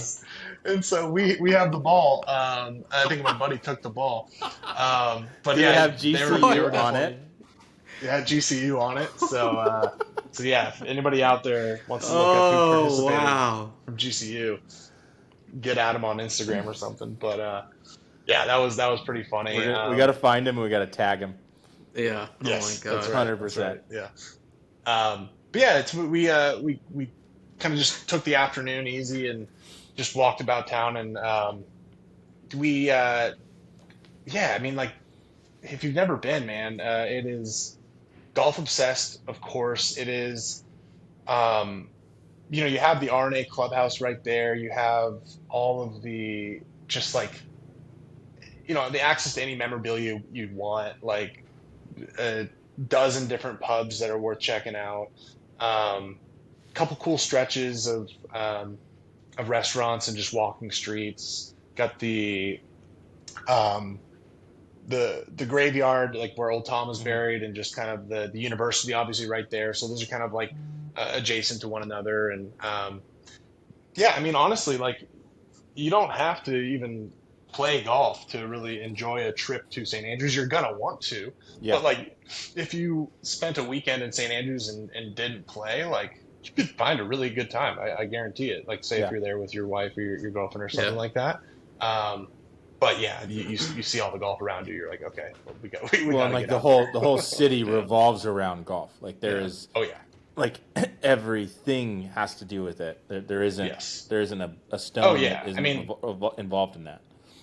I mean, like, case in point, you go to the Dunvegan after dinner or whatever, and like every conversation is half Americans, half Scottish, Canadian, some other version of white dude in the bar, typically. Whites. To be honest. All the whites around there. all the shades of oatmeal and cereal. All the shades of cereal, as Larry David says. The golfers, right? The golfers. But no, every conversation, is pretty much you can overhear a conversation, and it's probably about something you want to participate in, right? It's it's very congenial in that way, and everyone's just like having a great time and there for a particular reason, and odds are you can find some common ground. I mean, the common denominator of golf is like ever present, and you don't have to feel bashful in any way, like being obsessed with the game there, for sure, because you're probably not as obsessed with it as somebody else next to you. Were you guys able to like cross the Swilcan Bridge and all that kind of stuff, or no? You totally could. We actually opted not to because there was like a bit of a queue, and like there's a tour group and stuff. And I had done it before, and was the patio there? That's all right. Or is it grass again? Do you remember that? I think they do have the turf still right immediately around it. So, but go ahead, sorry. Oh, sorry. I was gonna say, was there any thought when you guys found out that you couldn't get on the old? Was there any thought to playing any of the other courses around St. Andrews, or were you guys just like, phew, like that was actually a blessing in disguise, we needed this, or were you guys like, Well, so we obviously couldn't play because of the tournament, but then they had one day where we potentially could play, which was the next day, Friday, and so we entered the ballot, and we only had a time at London Links the next day, so basically, it was kind of like, hey, if we get on the old, we can move that around, figure it out. So we didn't get that. And that, to me, was a bit of a bummer. I just was like, I felt a little bit cheapened by the fact that, like, man, I really only got one ballot day when I had like meticulously planned like what I thought were like 3 full ballot days. Yeah. But I mean, like, I got over it pretty quickly and whatnot. So, but to your question, like, did we try to play any of the others?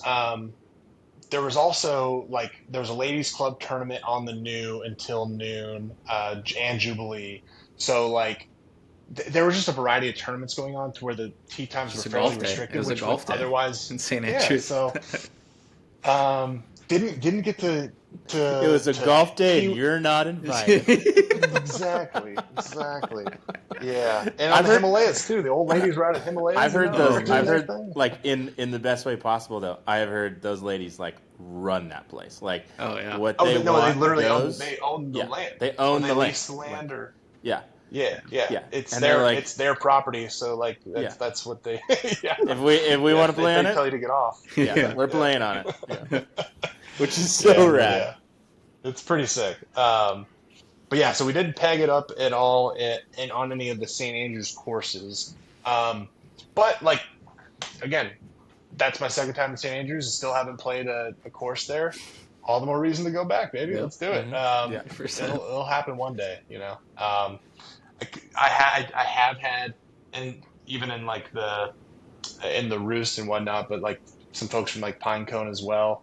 Yeah. I've seen people out in Scotland since I've gotten back, and every single one of them has like gotten on the old, and I'm like, I saw that Jared Cool, and cool, TJ. cool, cool, cool. Yeah. I'm sure you saw the same thing. Yeah, and TJ had the low round of the day on Grant. Yeah. I mean, that honestly, was like insane. that's awesome. That's sick. That's super cool. Like I of course, nothing but stoked to hear that. But like, I just Felt like a definitely little was salt.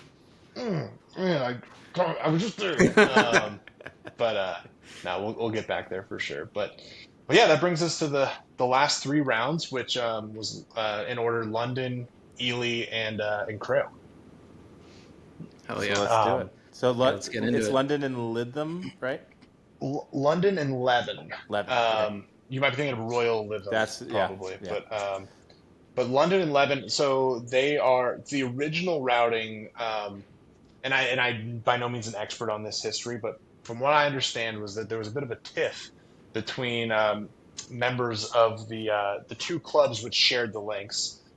So they originally had an 18-hole routing that was from one end of one end of the town to the other.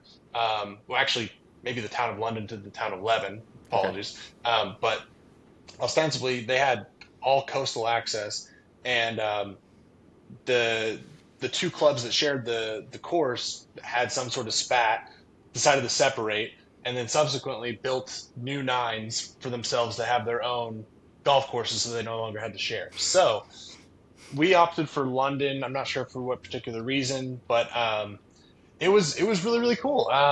From what I understand, like it's a course that locals would tell you like hasn't always been in the best condition, or had it needed some kind of facelifting, and I found like that there were no issues in that regard, certainly, and like there were some really, really clever holes and some really interesting use of elevation along the coast, which was kind of rare. So like you would have like elevated points like at the coast, which is kind of similar to some holes in Bandon. However, like the land is so different from Bandon, I don't want to mislead anybody. Right. But just not like, usual Scottish links. It's like you're at sea like level. Flat. Yeah. It had some kind of cool sort of like elevation up towards the coast. And Poosh actually said that was like one of his sneaky bangers from his experience in Scotland. So maybe he'd be a good person to follow up with on what he liked the most about it, because I think part of what it was kind of knowing the backstory, it was kind of obvious what holes they like fit in to the routing. So I almost like couldn't like get that out of my mind. Like there was one where it was like there was a blatant shared fairway, and it was like almost hard to discern what green to play to. So there's some of that going on. But yeah, it was a really, really inviting club. Good lunch, really nice view. They had this incredible warm-up bay that was just sitting out over like this bay. There's a bay on the bay, and you just basically Bay. overlooking the ocean and just whacking Love a good balls bay into bay. the net. I'm like, this place is kind of sick. I could see it. I think the town of London I saw was like sister cities to some Chilean town, so it kind of has this like, you know, South American vibe. Sick. yeah. I was gonna say Spanish feel, but that Like really, more I mean, I guess European. Chilean was maybe, yeah, like, yeah, exactly, a little bit more Like Latin European. Latin, more like, Latin yeah. inspired European kind of vibe. But you know, that's more an architecture alone. But yeah, it was a cool place. I would say it's worth checking out. You're going to be greeted with some hospitality, and yeah, definitely not a must play. But like, if you're looking to fill an itinerary, like, yeah, check So it out. London and Leven, the two 18-hole courses now, they're basically right next to each other. Yeah, exactly. split. So you work your way along the coast for the first like 4 holes, and then you turn and play a par three, which runs parallel to one of the holes on, and so you can kind of see like people like veering. I mean, I'm sure they're all congenial and whatnot, but like you see the flags that are different. I'm like, oh, that must be 11 over there. We're not playing those holes. Got it. Cool. Is There's a everybody little giving walkway to the stink beach. eyes to everybody everywhere they go? It's like, you're with them. You're on the wrong Everyone's like course, even spitting though over the fence. yeah. Spit in your general direction.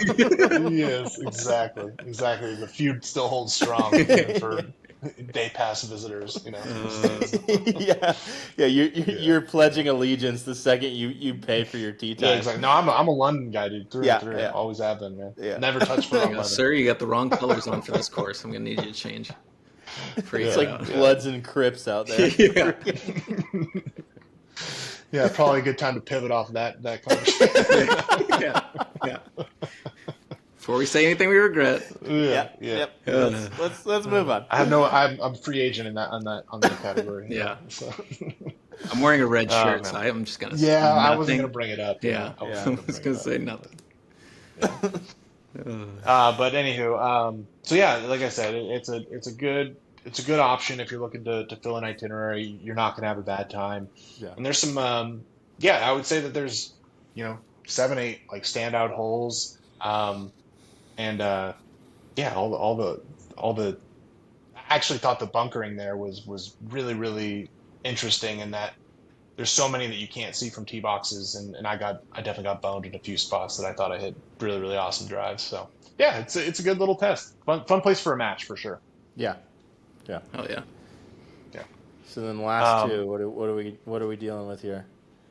Yeah, That was just so that was just 18 that day, right? You only did London. So sorry, I think I mixed it up earlier. We played London in the morning, and then in the afternoon we played Ely. Okay, got And it. so Ely was similar to North Berwick in terms of like my personal anticipation, just based on what I'd heard and kind of knowing what I like. And man, did it blew me out of the water in the sense of like, I don't know if what I had consumed or read or watched could properly do it justice, just based upon like the nuance and the subtlety of the place. But like, it's nuanced and subtle, yet it's also like grandly exposed to this beautiful beach and this quaint town. And it's just like, man, if you like, I think if there was a place that I had to like spend the rest of my days in in terms of where we visit, Ely's the place, man. It is like, it's what struck me is like the people know what they have there, and like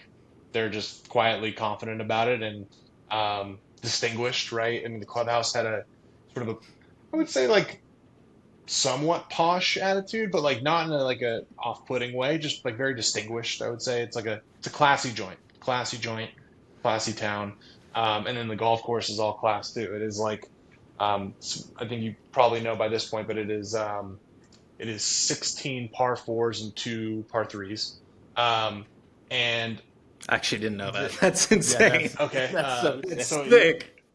It's sick. unreal, and so like what I always say, what I've kind of like landed on is that you hear that and you might think, oh, 16 par fours, like I mean, isn't that gonna get boring? Is or it getting get old? repetitive Like, or yeah? and like that's kind of a foolish question, obviously, but like the point is like for the fact that it has that, for it to get such universal praise from people who play it, like just says so much about it. Right. There's so much like nuance in the combination of like half par, like par fours, like both short and long.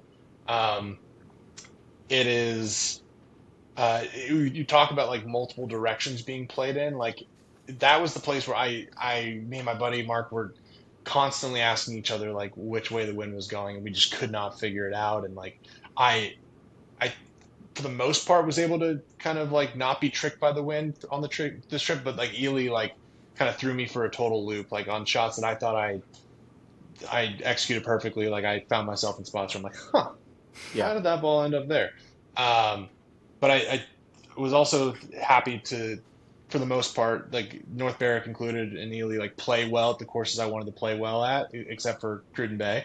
And so, yeah, it was like, you know, again, a presence, an appreciation, and then like the surprise of like just how like actually breathtakingly beautiful the place is. It is stunning. Just yeah, I don't know, man. Like I feel like we can go on and on. Like And you guys had good what else do you weather want to know that about it? Did anybody in your group forget to wear pants? No, we did not. We actually saw people out there in shorts and low socks. So I Oh, think maybe they've eased up on that rule a little maybe no bit. laying up, bringing that to light. Shout out to DJ Pie on that Yeah, one. I do remember that DJ video. was the martyr on that one, I guess. Yeah. I watched that video like I don't know, like 8 or 9 times in anticipation. It's Yeah.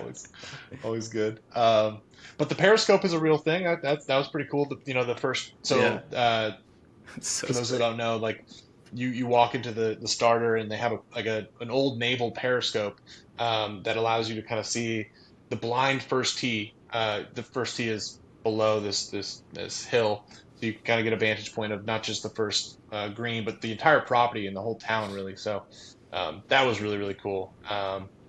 And the course was having the 150th anniversary of the club, so unfortunately, but also kind of cool. Like the first tee was closed, so we had to play an alternate tee box on top of the blind tee. But Yeah. so we didn't get to experience the shot. But even still, it was tremendous. It was awesome. Yeah. And so, like, you're saying the city's posh. How? I'm just kind of curious about that.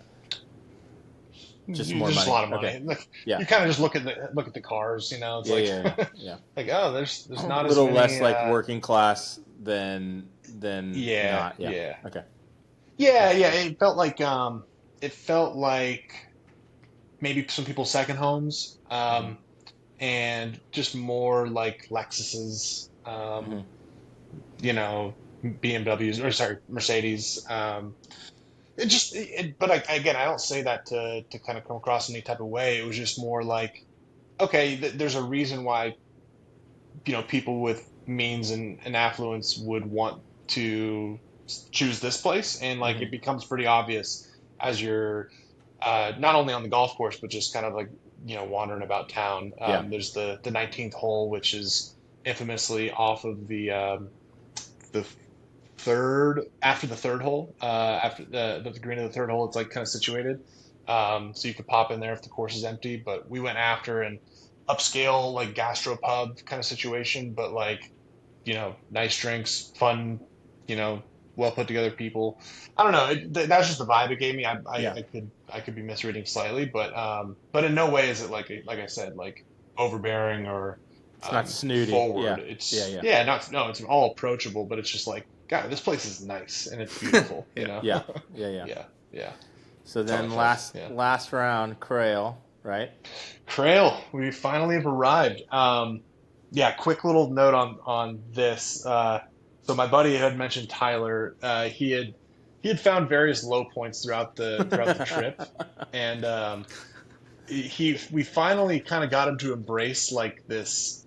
Oh God, what am I going to say? Like this more of like spiritual approach to links golf, and kind of understanding that like you're partaking in history here, my man. Like this isn't just enjoy it. a competitive arena. Like just kind of like just like surrender a little bit more. So we did a little like research into Crail before showing up there, and like and I think it was built in like the club at least was founded in the 1700s. But it was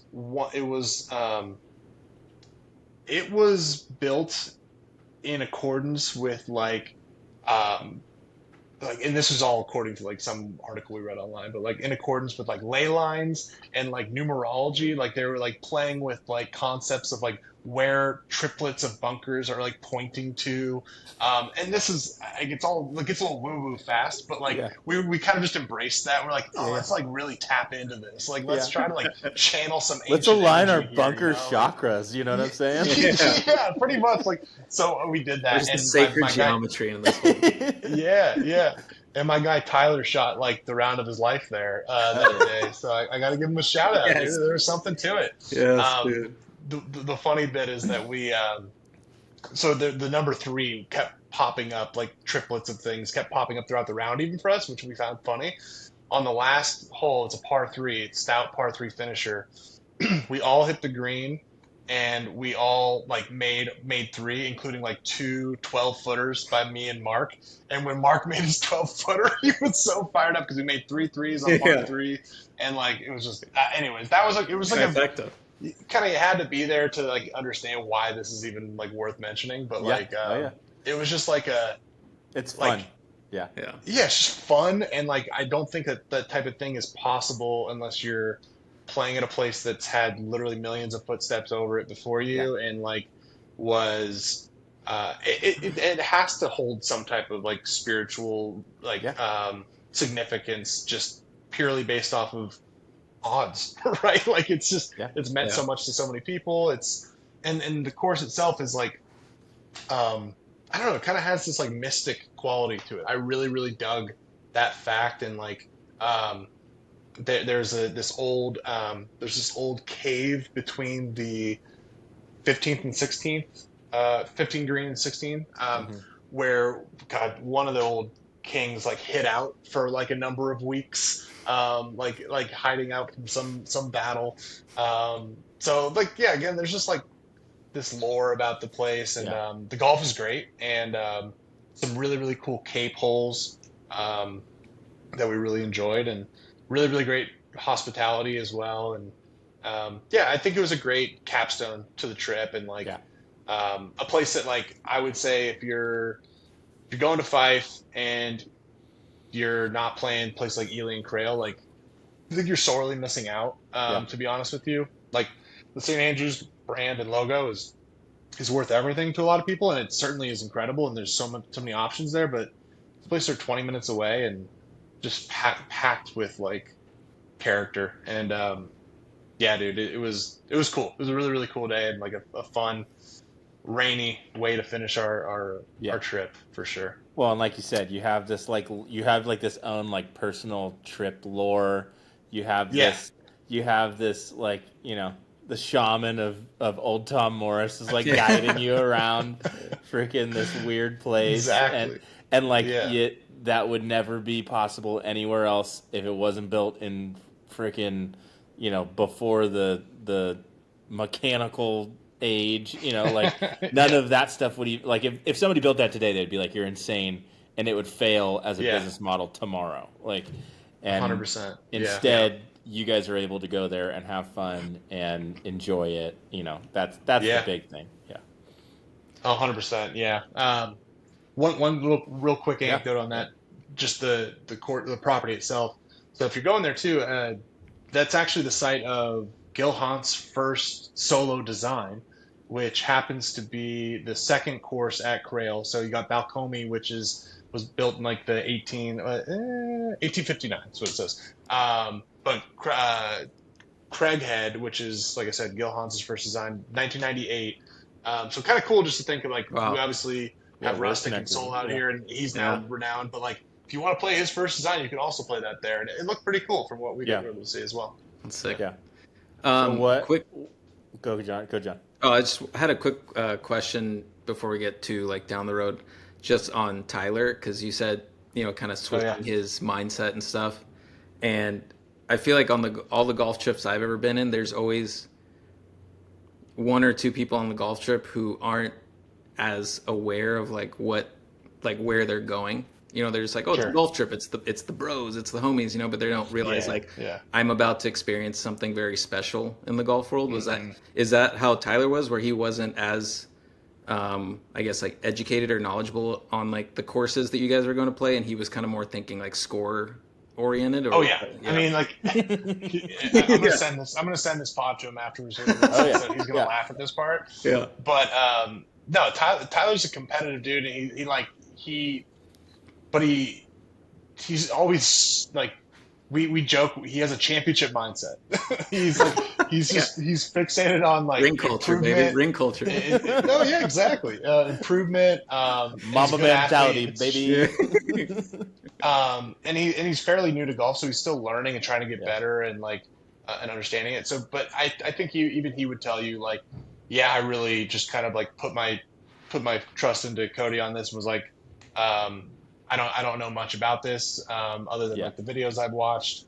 I think like we've talked about it since, and like I think he would go back with like a totally different understanding of what he's getting into, and like and he would even skew towards like, oh, now I know how to play it. I can go play so much better now. Right. But like I do think there's a part of him that's like, okay, I get it now. Like you know, it's not all just like conditions and views. It's right. Yeah. Because I'm almost thinking like in my head, like if he was focused more on score and he wasn't playing well, like I'm almost curious, like what did he think about the courses early on? Was he still like impressed by them, or? Oh yeah. Okay. Oh yeah, for sure. Yeah. I mean, like I think because I've definitely been on trips with someone where they're playing so bad that they're just like, you might as well put them at like their local muni. Like they can't. And I shouldn't disparage his game that much, because like he in his mind he's playing awful, but he still walks away signs like a 92. Yeah. It's like, okay, it's not like still totally in 30-mile-an-hour winds. Sure, playing basically a different game. Like it's not that exactly. bad. Yeah, totally. He has some miserable shots, game. And like, but like he'll like run off a streak of like 4 or 5 pars in a row. Yeah, like, yeah. But again, that's why we say championship mindset. Yeah, exactly. He's looking for that edge. But no, I think it's a good question, and I think it's something that like it's really difficult to communicate that to someone proactively.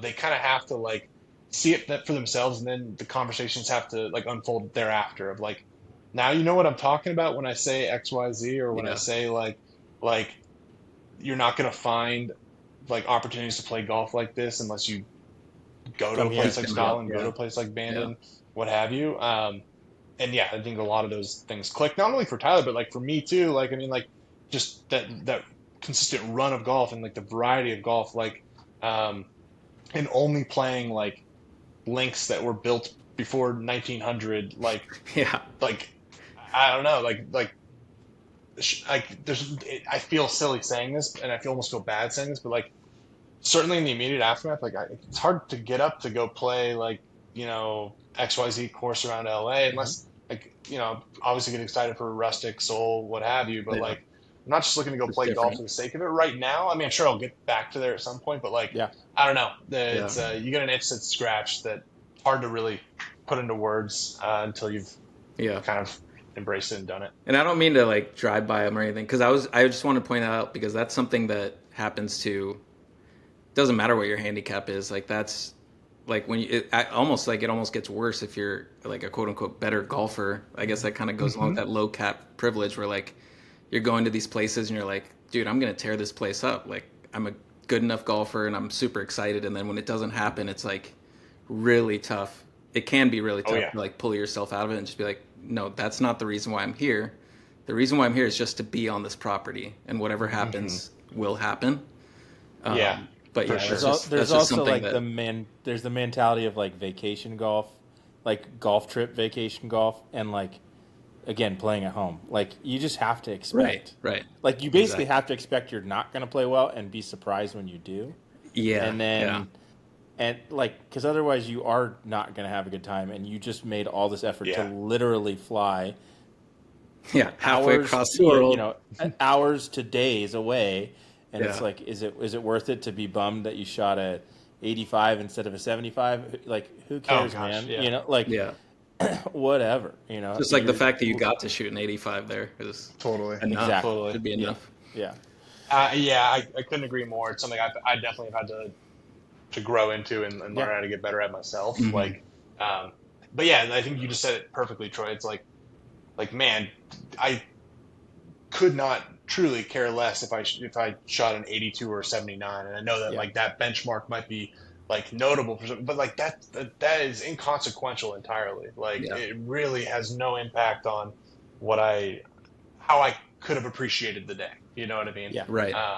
Now, if I shot 2 under, that might change everything. But like, how rare is that? Well, that right? just And adds to the that's something you should be appreciation, but fixated it's on, not, you know? exactly. What is It's so not like tough, that's what though, you is- need to have fun. It just adds to it. Yes. What's so tough is like every conversation you have about a golf course, normally like the second follow-up question is, what did you shoot? You know, and like in reality, Sometimes it's the first question. yeah, sometimes it's the first question. But like, you know, you see somebody that's got a Crail logoed shirt on. It's like probably in the first 3 questions they're going to be like, "How'd you play? What'd you shoot?" Like, And how'd you? you know, and it's like, I don't care, you know, like, but at the same, you know, it is a measuring stick, so like that, you know, that does matter for sure. But I will say the one thing that like I think I like haven't quite figured out is every trip like this, or even any like really anticipated round, like there are certain shots that you are so like anxiously looking forward to. If you just outright like just bone that shot, right? Like sure, you can drop another one, hit it again, like that. But that singular moment is so like, you're never getting that moment. Yeah, back that's a gut ever. shot I mean, for sure. You come back and play it, but like Those can be gut shots. That's a tougher one to swallow. For me, you know. Yeah. I know. I shanked it in the middle of the fairway at Riviera on 18, and I was really looking forward to hitting that shot, man. For a you long and Tiger, time. man. Yeah, you and Tiger. Same. Straight Presented rocket. Yeah, right. It wasn't only the great. greats. Yeah, that's right. Well, you'll be fine over there. So easy way to segue into this. What was your best round and what was your worst round? My best round. I believe my best round was a 74 at North Berwick. Okay, cool. And then my worst round was shot 83 at Cruden Bay. Okay. So I kept it pretty tight score wise. Like I on average was shooting like 76, 77. But but yeah, it's kind of one of those things you just plodding along, like, you know, not really thinking about what your score is, and you write it down at the end. You're like, oh yeah, that sounds about right. You know, that checks out. We didn't putt like particularly well. I think I probably, like I said, lost the most on the greens. There were a couple rounds where I was making some 10-footers, but beyond that, like my lag putting was shit, and then like I wasn't making 10-footers the rest of the trip, and like that can be the difference in score, and all the more reason why it's like silly to really care about it, because like putting is like it's also part of golf now too. Like, what do you mean? Like, this is a totally different sport. You know, like I hit the ball well, which I'm really so like that was the takeaway. Is like, I hit the ball really well, and that to pull off the iron shots like in the wind, like, gosh, I mean, there were, and that's links golf. That's what you like think executing. of. Yeah, exactly. Like just like doing it was flighting shots properly, and like you know, obviously not every time, but like my mind's eye had a shot and I was able to pull it off like plenty of times, and like that's like that's the all you juice want. right there, man. Like exactly. that's so much fun. That getting me fired up, man. Got to get back out there. So since we are like a public golf podcast, so off the top of your head, how many of those courses are like purely public, and then how many are private, you know, like a hybrid, and how many are private? I mean, obviously the second course you guys played was private, but Loughness. Yeah. I mean, like, I think it's not so much binary out there in the sense that it's private and public. It's a matter of how publicly accessible is the course. And so they're all member clubs, meaning like, you know, local there's folks a type pay of their membership there. dues. Yeah. Exactly. You could be an international member, you get better rates, right? Or a national member from other parts of the country. But every course, to my knowledge, and I'd love to be fact-checked on this, corrected, because I always was under the understanding that like Muirfield was the most exclusive Scottish club. Every course is publicly accessible now. And it's just a matter of, you know, I think Muirfield's like Tuesday and Thursday only. I think Loughness is something similar to that. Majority of the courses I looked into was like 4 or 5 days of the week, they allow visitor tee times between, 10 and noon and then like 2 and 5 or something like that, right? So they just have blocks designated, and it's just a matter of being proactive and forking over a little bit more dough because prices are only getting a little steeper. So that's the thing to be conscious of, is that if you can kind of find a member somewhere and tag along, like you're gonna be paying a local rate, which is sweet.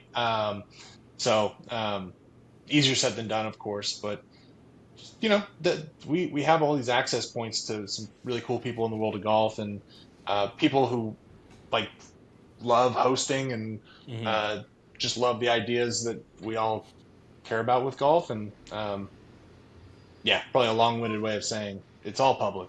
Yeah. If you it just depends on how public you I also remembered what the term is. It's right to roam. Is right that to roam? That's it. Yeah, is their term there. Yeah. That's why all those people are bird watchers over there. What was the most expensive and what was the cheapest course you guys played? I'd have to double check, but I'm fairly certain ballpark numbers are fine. Yeah. North Berwick. I think North Berwick was the most expensive. Okay. Probably right around like 360, Okay. 370, and then Montrose was definitely the cheapest, right around 100. Yeah. Okay. And that's peak season, right? In reality. Yeah. Like, You were there like the first weekend of June or first week of June or something? That's right. Yep. Yeah. First week of June. Yep. Yeah. So total peak. Yeah. So that's the heart of it. I guess we're getting into like the more rapid fire stuff to close it out here. What was the best hole and what was the worst hole you played on the trip? Wow. Best hole. Oh man. I'll give you a top 3 if you want. Yeah, that would be helpful. Okay. All right, I think I want to figure out the number, but it's on Ely. I think it's number 11 or 12. It is where is it? Consulting the yardage book, if you don't mind. It is. Yes, it is number 10 on Ely. So it's like this blind tee shot uphill, and it's a drivable par 4, but like if you go along this green, you are in the ocean. And so don't go along the green. It's about 290. Just swimming with the fishes. But it's with the prevailing wind, so you can carry it, and run it down. But it's totally blind, and you got these like, once you crest, you got these moguls, but then it's got these 2 massive dunes that kind of like shape the green, and like it's just like you reach this point in the property, you're like, holy cow, this is like otherworldly beautiful. So Ely number 10, I think, is up there. Cruden, it's tough to pick one. I'll call out. There's this true half par 4. I think it's number 8. It's 245 yards. And it's like just situated like nothing else could be there but this golf hole. It is like situated amongst like 120-foot dunes around it, and it's just like this amphitheater for this like small par 4. And it's like, can you hit it? Or guess what? You can also just hit a 9-iron 60 and be like have a putt for birdie. But everyone tries to go for it, and I hooked mine left, and that's that. But Cruden like probably has 3 or 4 others that like could easily crack that. But yeah, those are the ones that come to mind. And then North Berwick, I mean, you obviously have 13, which has the wall running through it. But I think the next one, 14, which is called Perfection, has like some of the most. It's unbelievable, dude. That back nine's ridiculous, but it's just look it up online. Look up the 14th of North Berwick Perfection, because my words won't do it any justice. It is just that. It is perfection. Yeah. Worst holes. I mean, I hate to knock on like Kilspindie, but like the opening par 3 is just like a nothing little par 3. It's kind of funny. Yeah.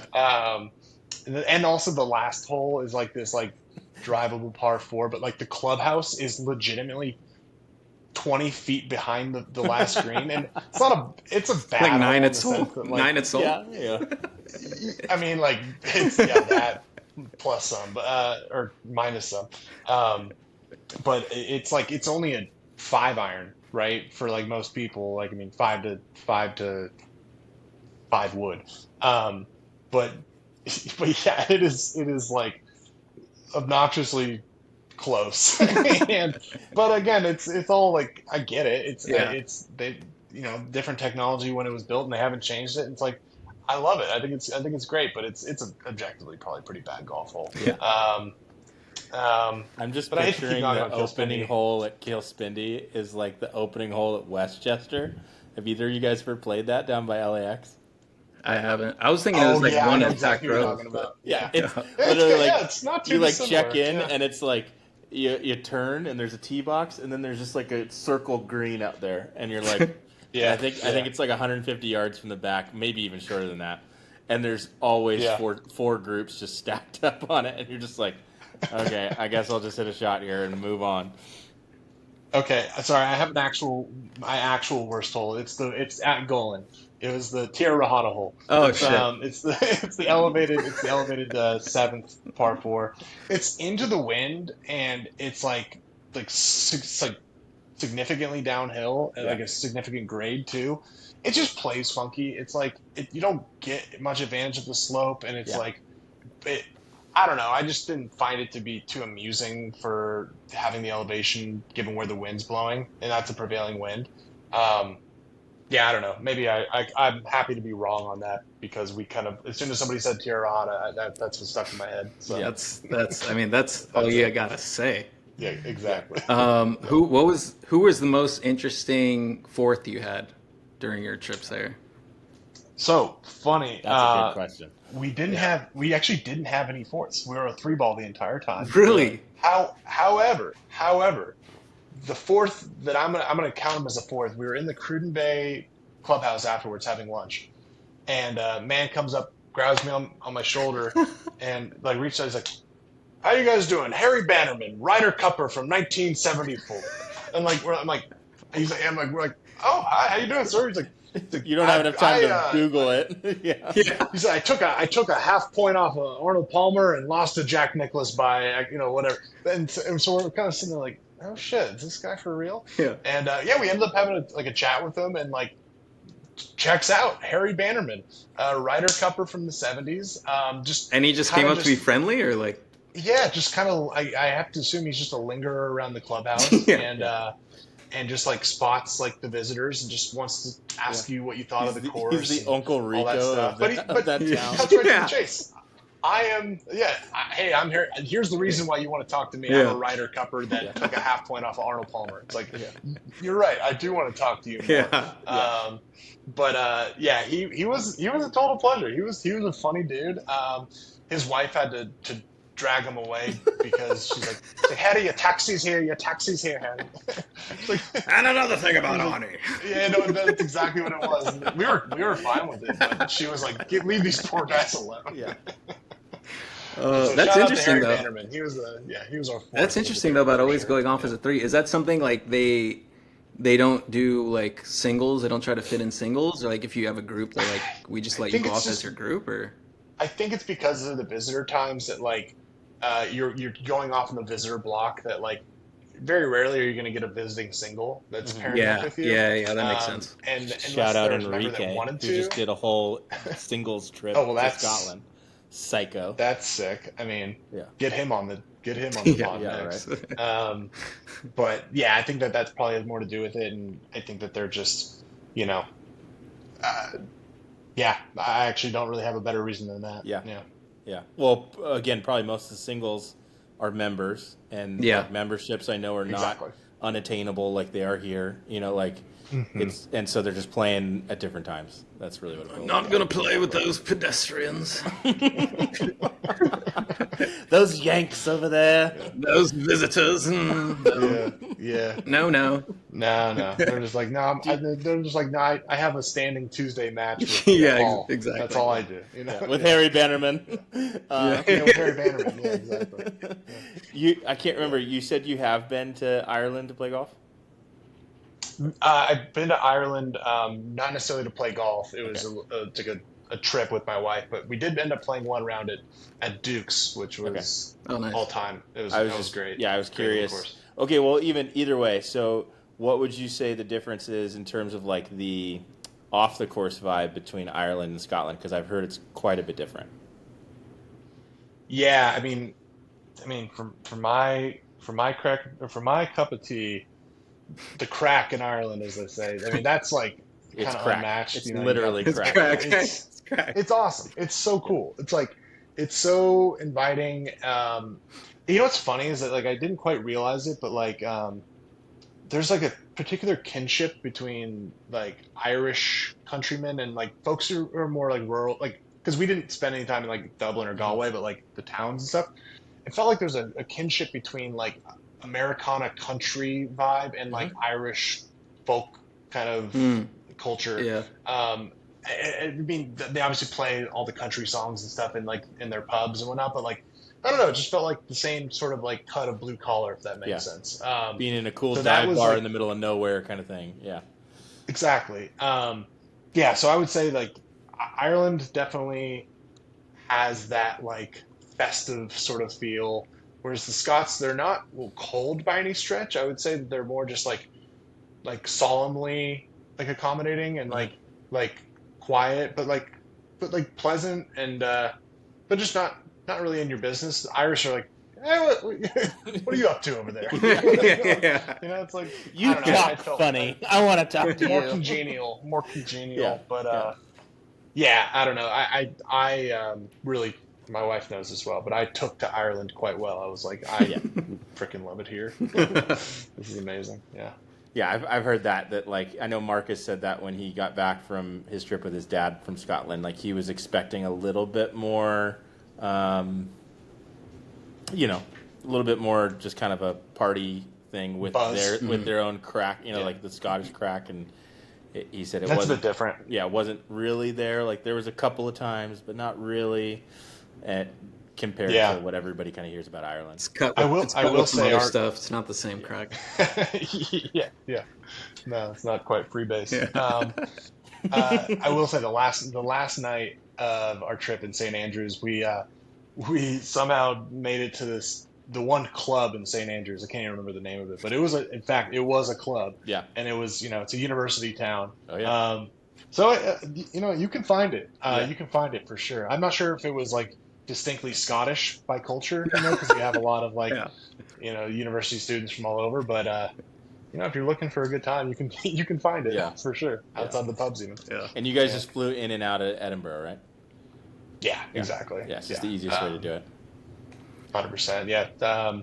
No directs at LA, but you can kind of lay over through. Yeah. There might be, but not through United. Shout out United. Yeah. Didn't lose your bags. What was because this was something I noticed up at Bandon, because the first time I went up to Bandon, it was rainy, wet. So I don't think I fully got the full experience of it until I came the second time. But the firmness of the turf and just the difference of striking through that type of turf versus like your normal Parkland course, whatever.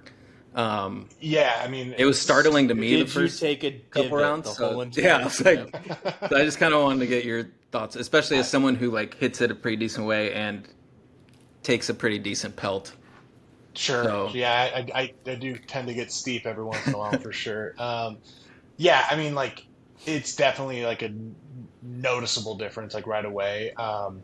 You feel that like bounce with your wedge, and you drop. You can even just like kind of thumping your wedge on the ground. It's just like that the echoey kind of sound that it makes. And yeah, like if you're not careful, you can definitely blade it pretty easily.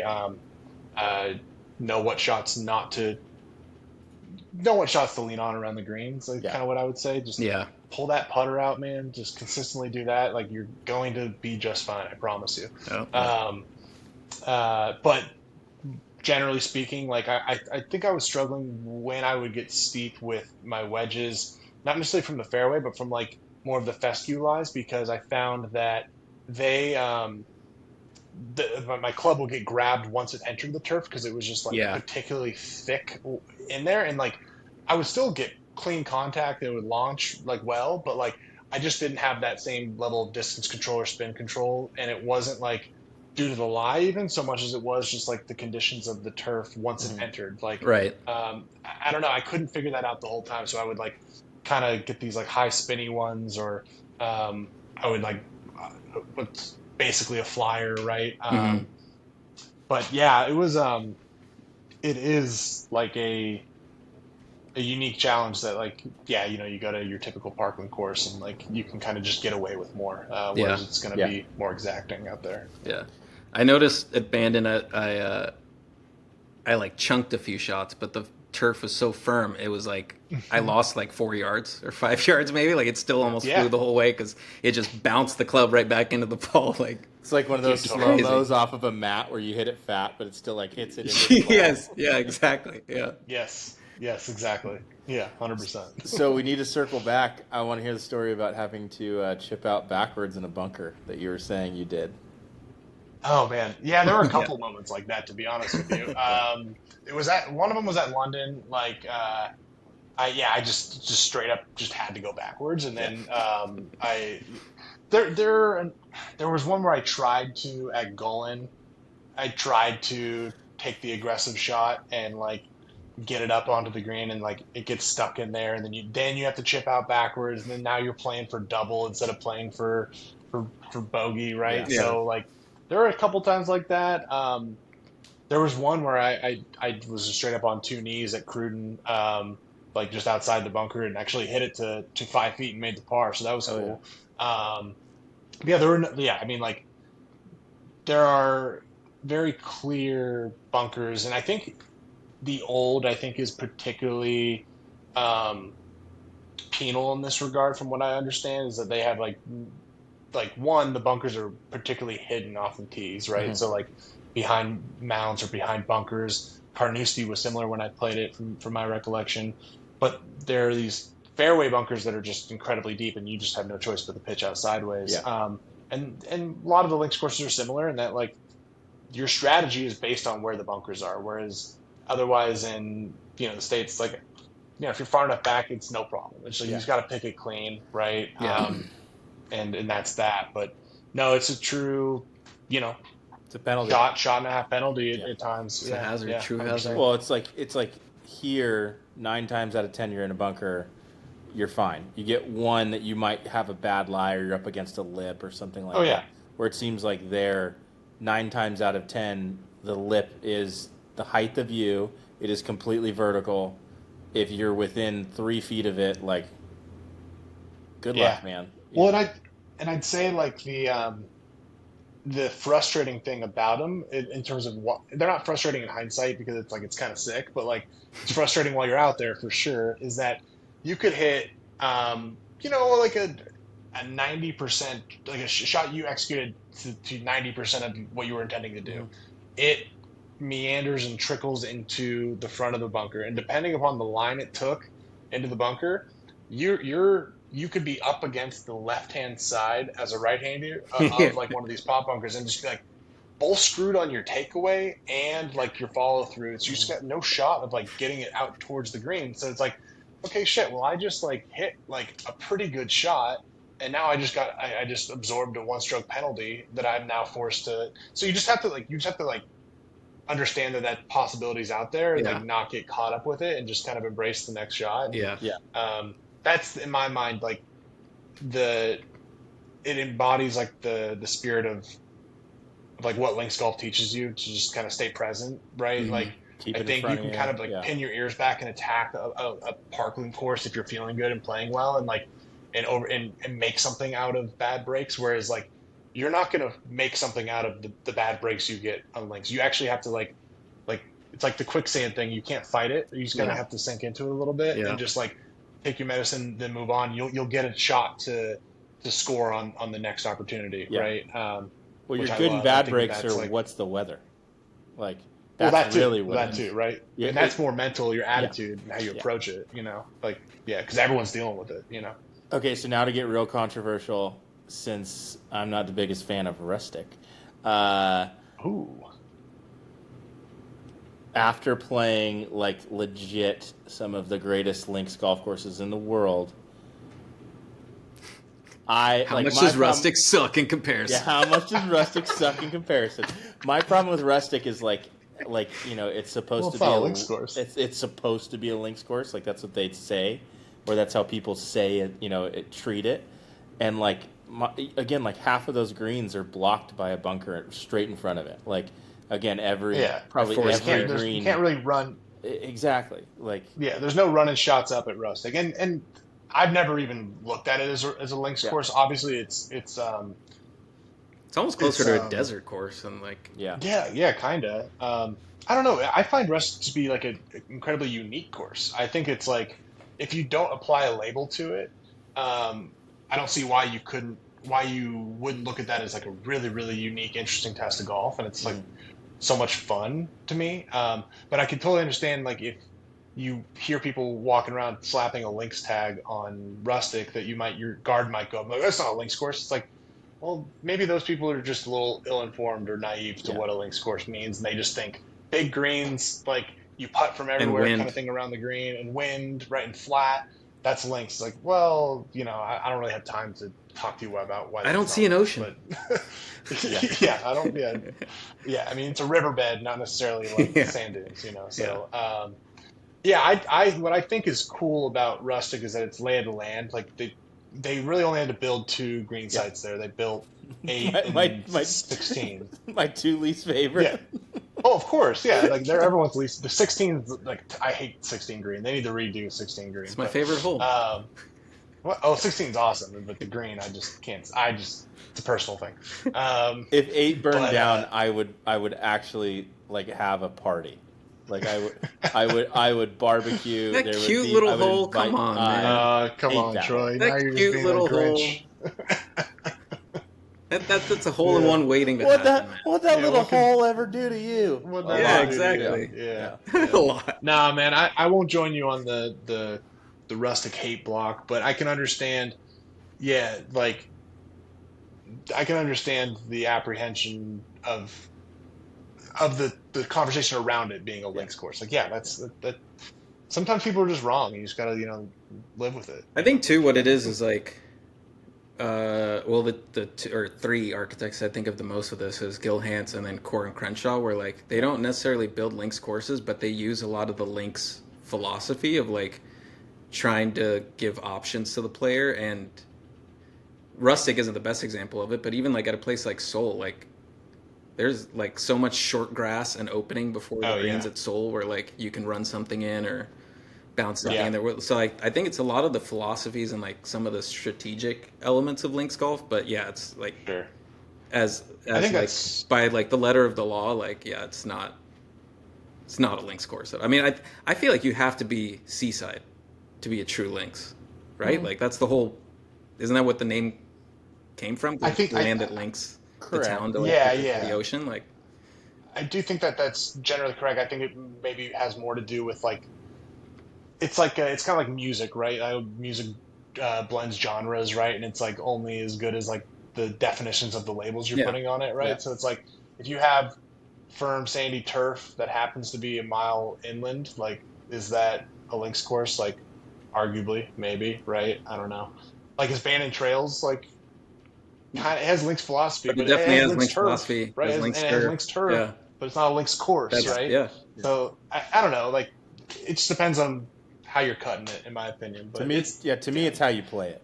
Like that's the biggest thing is how, like can you play it basically on the ground pretty much the whole way.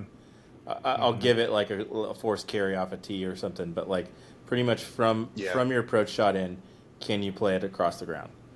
I would say, and then like the second thing would be what type of grass is it? Like, I don't think Bermuda, which is rustic, it is a links grass. Like, I don't think it plays that way.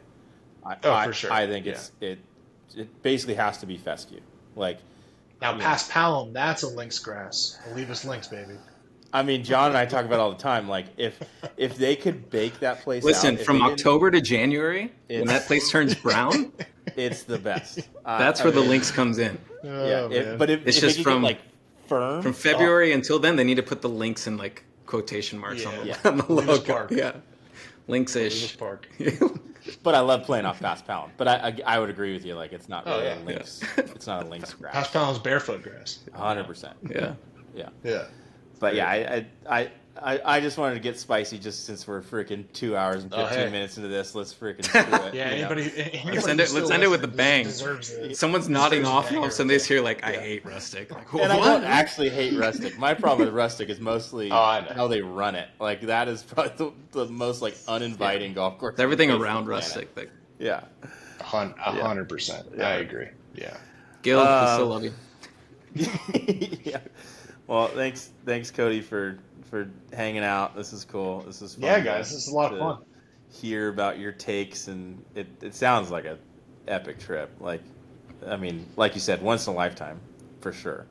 For sure, man. For sure. I hope it's more than once in a lifetime. Just in terms of getting back there, so much more to see. But biggest takeaway is like there's really a million ways to cut it. I think if you're going for the right reasons and I couldn't recommend like just bootstrapping it on your own. Just put the time in. Don't pour over every little decision. Just kind of embrace the unknown a little bit. It's well worth it, man. So thank you guys. This is awesome. No, absolutely, ton of fun. And we got to shout out your newsletter. So what's the best way for people to find it? So it's Kmark 101. But what's the best way to get people there? I believe it's kmark101.beehive.com. Okay. Maybe we could put it in the show. Yeah, we'll put it in the show notes or something like that. Because link it up. But me and my buddy Mark, who actually was on the trip, kind of running a little sports newsletter, daily sports newsletter. So we talk on all topics, but I have a little corner where we talk about golf and all sorts of other little things. So it's check fun. it out. It's a fun read. Because I don't care about basketball, but I read it. I'll read your guys' stuff, and it keeps me entertained. So I enjoy Mark's it. teaching me about basketball at this point. Yeah, it's great. You guys do a good job. Well, John, you got anything else you want to add to it? No, that was really, really awesome. I wasn't sure about it until now, but I think I need to take a trip to Scotland. You convinced me. What's official? What were you not sure about? That island over there. It's kind of whatever, man. It seemed like all hype, but I don't know. Yeah. I think I'll just do another Bandon trip. Yeah. Probably costs about the same. It's probably about the same nowadays. Yeah.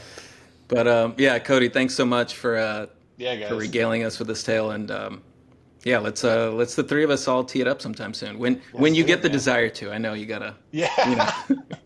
Only one of the select. When you feel like slumming it with us, No, of course no. I'll get the itch back next week. Don't worry. I'll play a Parkland course with you guys. This American way. It wasn't up to my sensibilities, You Yanks. No, thanks guys. This is a blast. But see you guys soon. Awesome. All right, guys. Later.